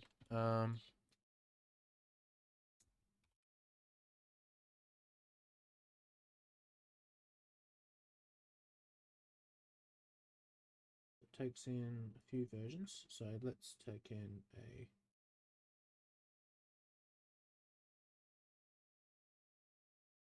it takes in a basis, so make it spline basis.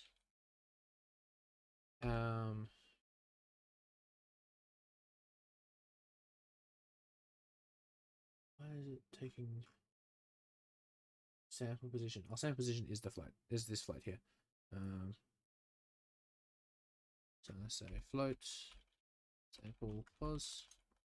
So sample pos and between at p pos 1. Oh yeah, basis, right. I need to actually put it in there. Yeah.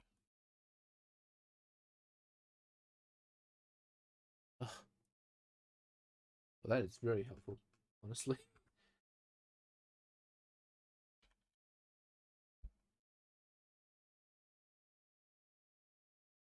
Cubic. What else have we got? C spline. What else we got here? At ROM.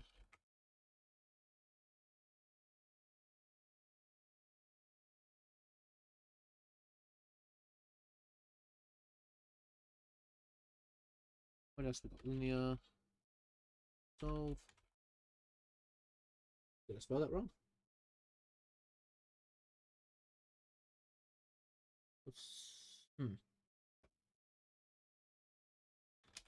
No. Cubic cat non-roll.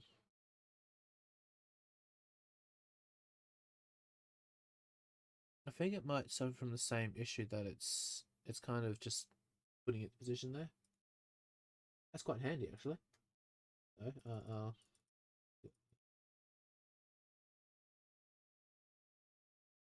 Constant, linear, cubic, and linear solve. Monotone cubic. What's this? That's not what I wanted. I put it here. So yeah, that's quite nice, but it's not really what I want. What else we got? Got a C also. Got C spline, K spline, CK spline. These are all very interesting. Returns along the curve. Oh, I think it's the same. I think it's just the K spline here.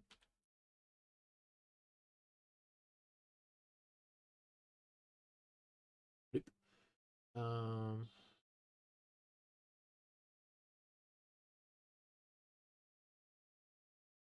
Okay, so that's not how you do it. So C spline, we don't have. We have a T. Oh, we just have T, huh? Just that.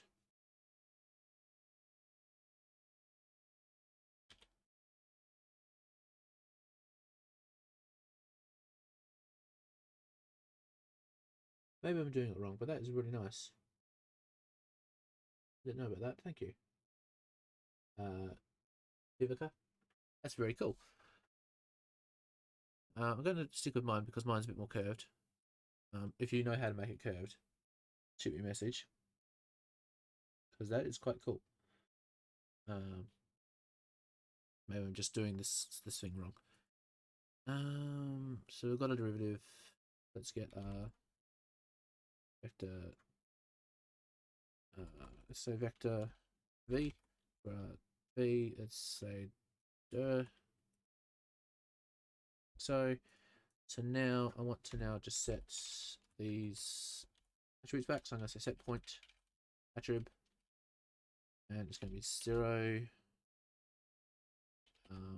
v by point and by v and by set.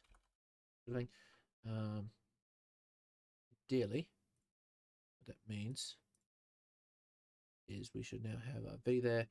We could probably do it this way. Let's try position. And instead of like this, we would get the... Yeah, this is where it kind of breaks down. There is ways of doing it more object-oriented ways. That makes sense. But did I invalid twice? So that's not quite working there. V vector v L1 L2 v it is v at v. Yeah, that's... So it's kind of working, but it's still shooting off in the wrong direction. So I'm going to put it back to there. That is kind of cool. And just use that peg. One, and then pulse peg.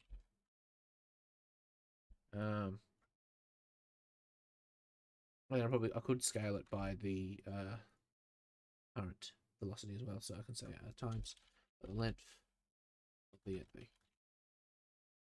Probably not a great idea, honestly. And it might be going the wrong way. Yeah, it is going the wrong way. I want to go that way. So I'm just going to...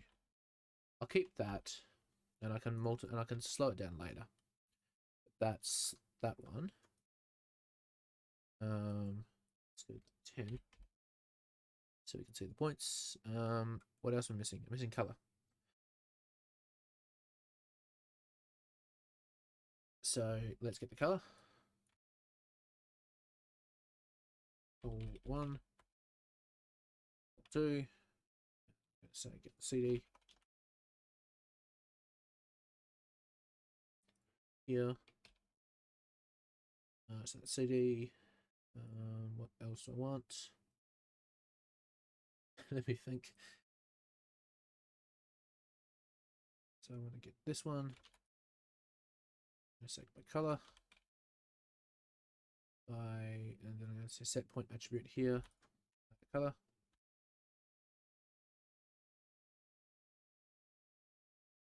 Whatever color you give me, you're going to give me that, because it's just giving us our directionals. So I'm going to say at CD by 1 and call 2. Okay, there's our colors back. We need anything, we probably need to do the age and everything like that. And there, this is where it probably will break down quite a bit, because we now need to get a linear interpolation between these ages here, which... So this should just be a simple, as simple, he says. So I'm going to say float val, and it's going to be a float value here, float by float by float. Probably won't work, but we'll see. And I want to get the age. Although honestly, we don't really need to set the age in that method. We would just set the age from here. And we don't need the age right now. Yeah, I'm not going to use the, so I'm going to set an overall age. Don't want the age here. So I'm going to say set point attribute of age by the age. I'm going to do the same for life.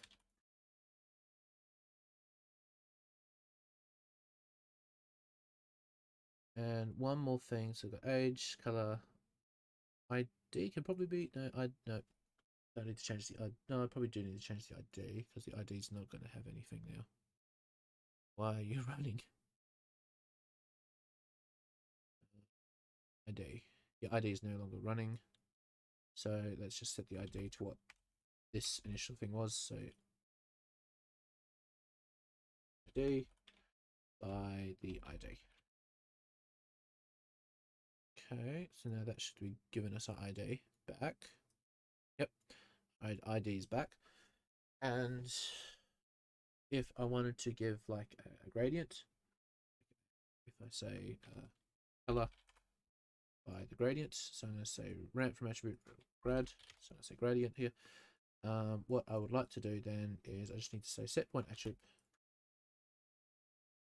grad by this. Yeah, and that should hopefully give us a gradient between 0 and 1. Yep, cool. And we can use this as a multiplier for this here. So let's say volume, rasterize attributes. I'm going to turn off the velocity blur because that's the velocity blur doing all that. And then we've got this thing here. And I can now say f at p scale is equal to the f at grad. Something a bit like this. And then I can do a channel ramp between you. And now I can adjust this to how I want it to look. So I don't know why it just did that. Baseline, my baseline. Push this up here, and I'm going to push this down here. Come on, come on, grab it.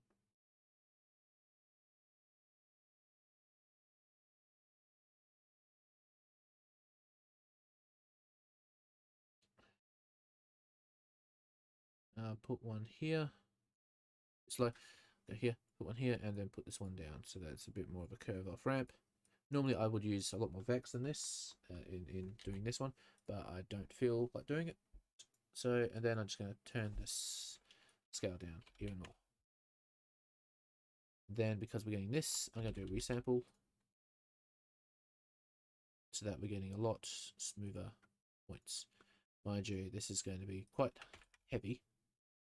So we want to make like a good distance between two, so that we're not killing the process, but we are getting this sort of value. I think that might be a bit too harsh still. So I'm going to drag this down.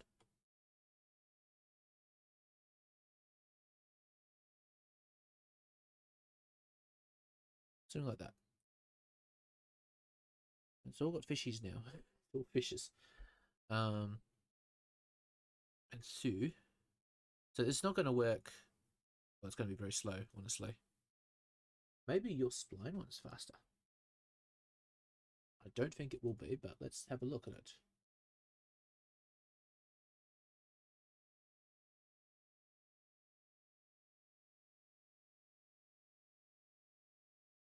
Come on.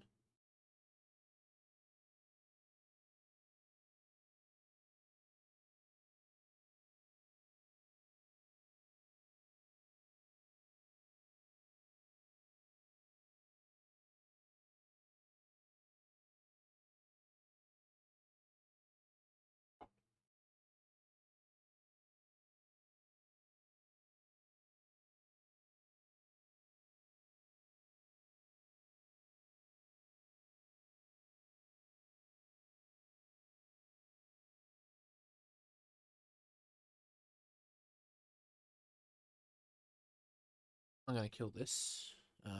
Well, maybe, does it finish? Successfully saved. So I realized that I didn't have this here, killing these. So they are actually being put in. But now we have this. Let's go into the resample and cross our fingers that it doesn't kill it again.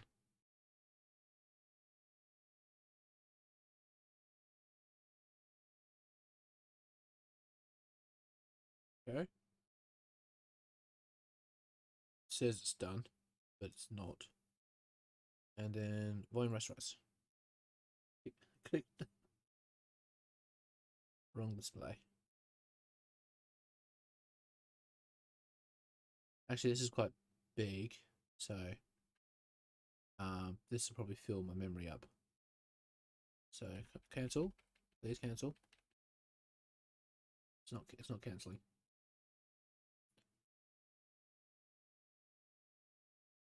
Turn you off. Let's go 0.5.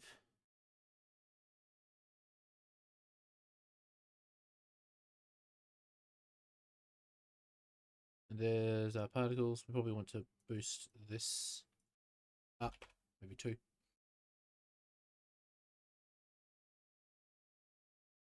So we're getting this, and then we also want to do this to it.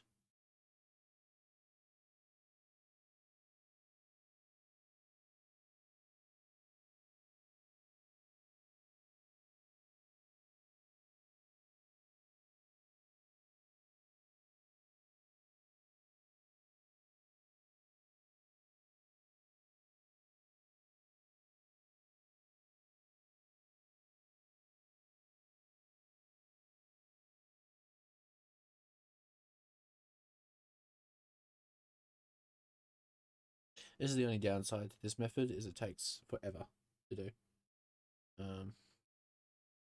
So it's not, if that's not something you want, we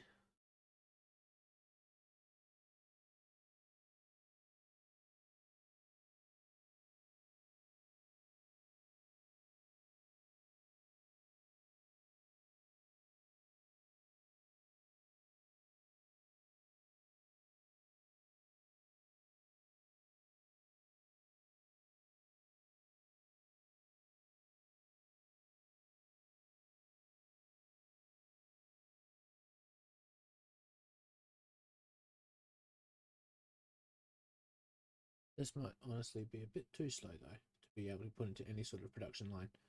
So hmm.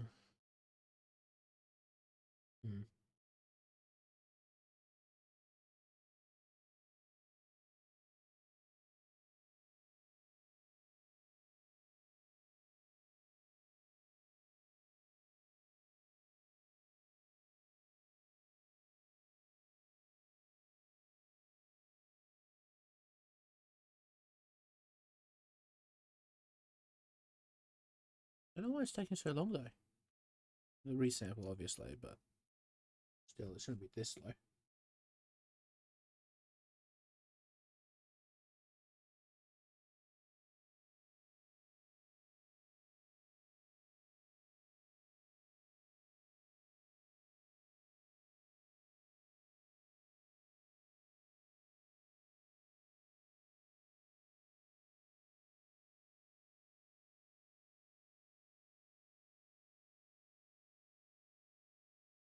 Alright, this is a bit too slow.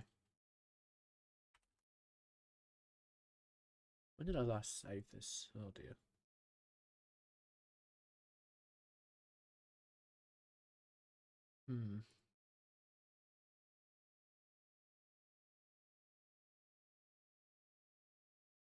Okay, this is not a good sign. That's not a good sign either. Why is it killing my memory?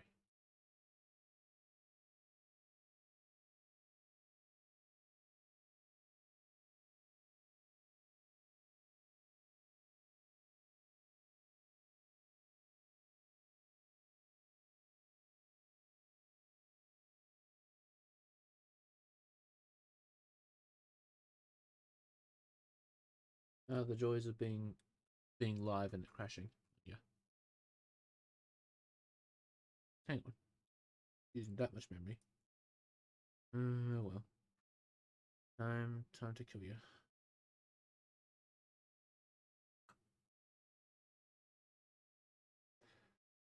Why aren't you killing? Why aren't you dying? Die. Ah, dear me. Just revoke their likes. It's so funny.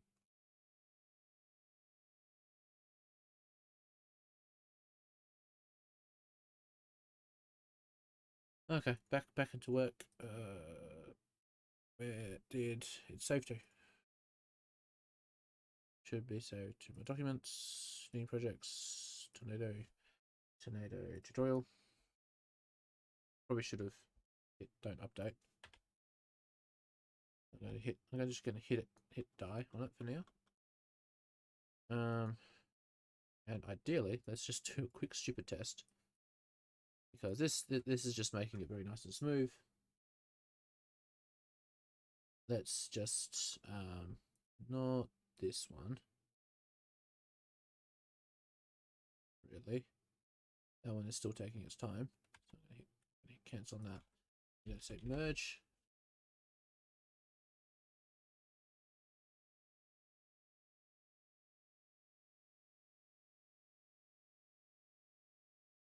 And let them delete it at the speed and stuff. Add by ID. Basically do the same thing here.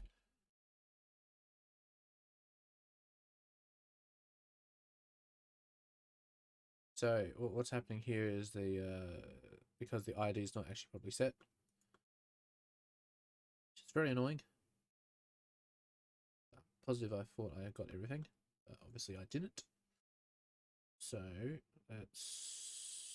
let's use this blast here then.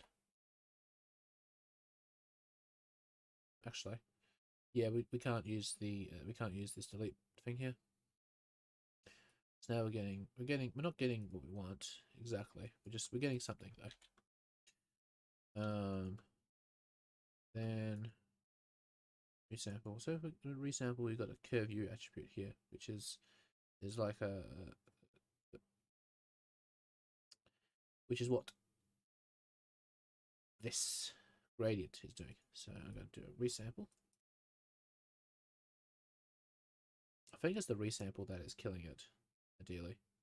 So definitely seems like it. We don't need too many points, so what I'm going to do is I'm going to say convert. I'm going to convert to a NURBS curve. Try and get that smoothness back.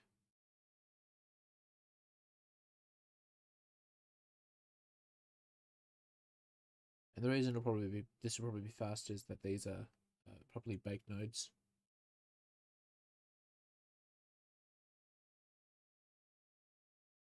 Doesn't seem to be working though. Doesn't seem to be faster. Okay.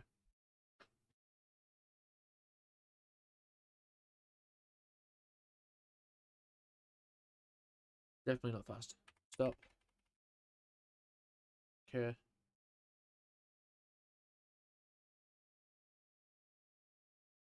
I'm going to go back to this blast here. This is where we would also save this out. We would do like a cache of this overnight. So yeah, it's quite yeah, linear here, like that sort of thing.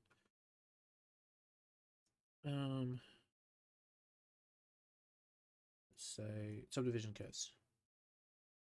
Interpolating curves. Yeah, let's do interpolating curves. We've got the curve U attribute here.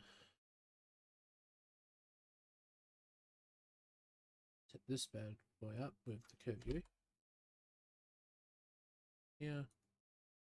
Curve U, and then you set this to 0.8.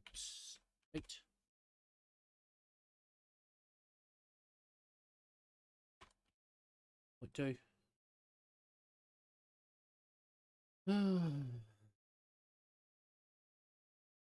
So this is probably a faster method because these are all compiled nodes, and we don't need to go through the hassle of everything that I just did. It's something that I made for a very specific thing, so it's probably not something we need. Now I'm going to set this down to maybe 5, I think. And we probably need a lot more particles than this, ideally. Got longer particles too. So what you can do is you can say negative by -4, and then this one by -4 as well.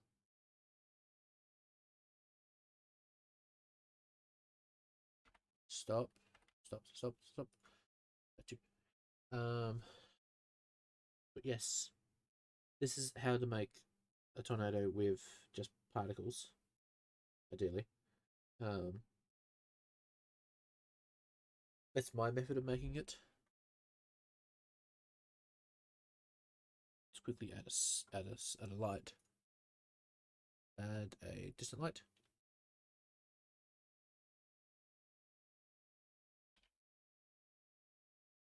So, and then add one down here. Another distant light.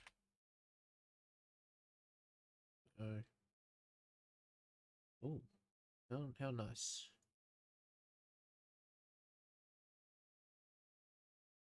This one's going to be a bit orange. This one's going to be a bit blue. And I'm just going to turn this one down.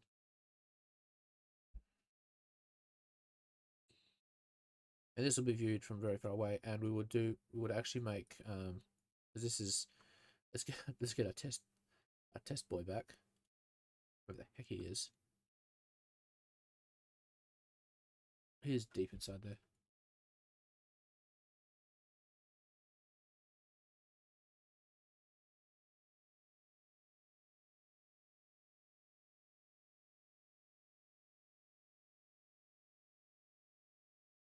Flip is he?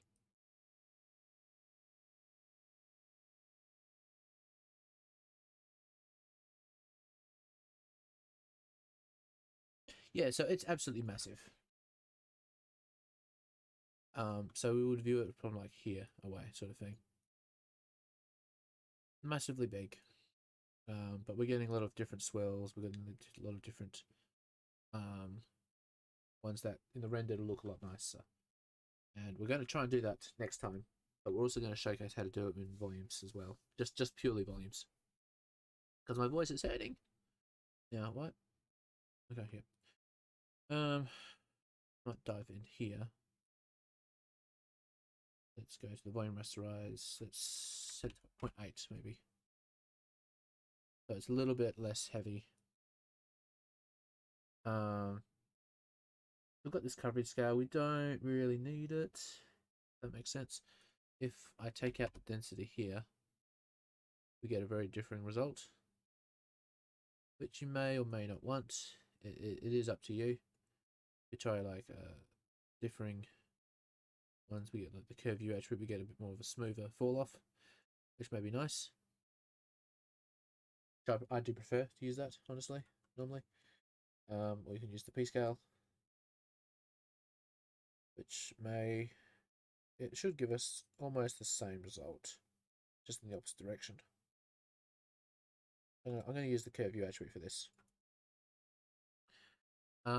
Next time we're going to do the actual clouds above it. That'll be quite simple. This is probably a little big, since it's about 300, 400 in diameter and stuff. I'm going to do 2 sims, so I'm going to do this sim out here. So I'm going to do this version. So back. So I've got this version here. I've got the other version as well. So I'm going to do 2 simulations of that tonight, and I'll show you the result tomorrow. I'm going to put it up about that much. Don't do this at home, probably. You might kill your computer. But yes, that's how I do it. Hopefully this was helpful to somebody, because I genuinely don't know. If you have any tips and tricks, how to do it fast, how to do it better, then, so this is redundant. I'm going to put these over here, though, just as like a small case study thing. I might give this file out, who knows. Just delete my speed. We can probably just get rid of this because it's up there. This won't be used afterwards, because we're now saving out the ID, and I want to make sure that the ID is being set here. So attributes, add ID attributes. Yep. Okay, cool. Okay, so hopefully that was helpful. My likes went from like 7 to 3 over the course of a few hours, so that was great. Great to see the people liking it and not liking it. Thank you for everyone who commented, and I shall see you next time. I don't know when that's going to be. Hopefully soon, but we'll have to see. All right, see ya.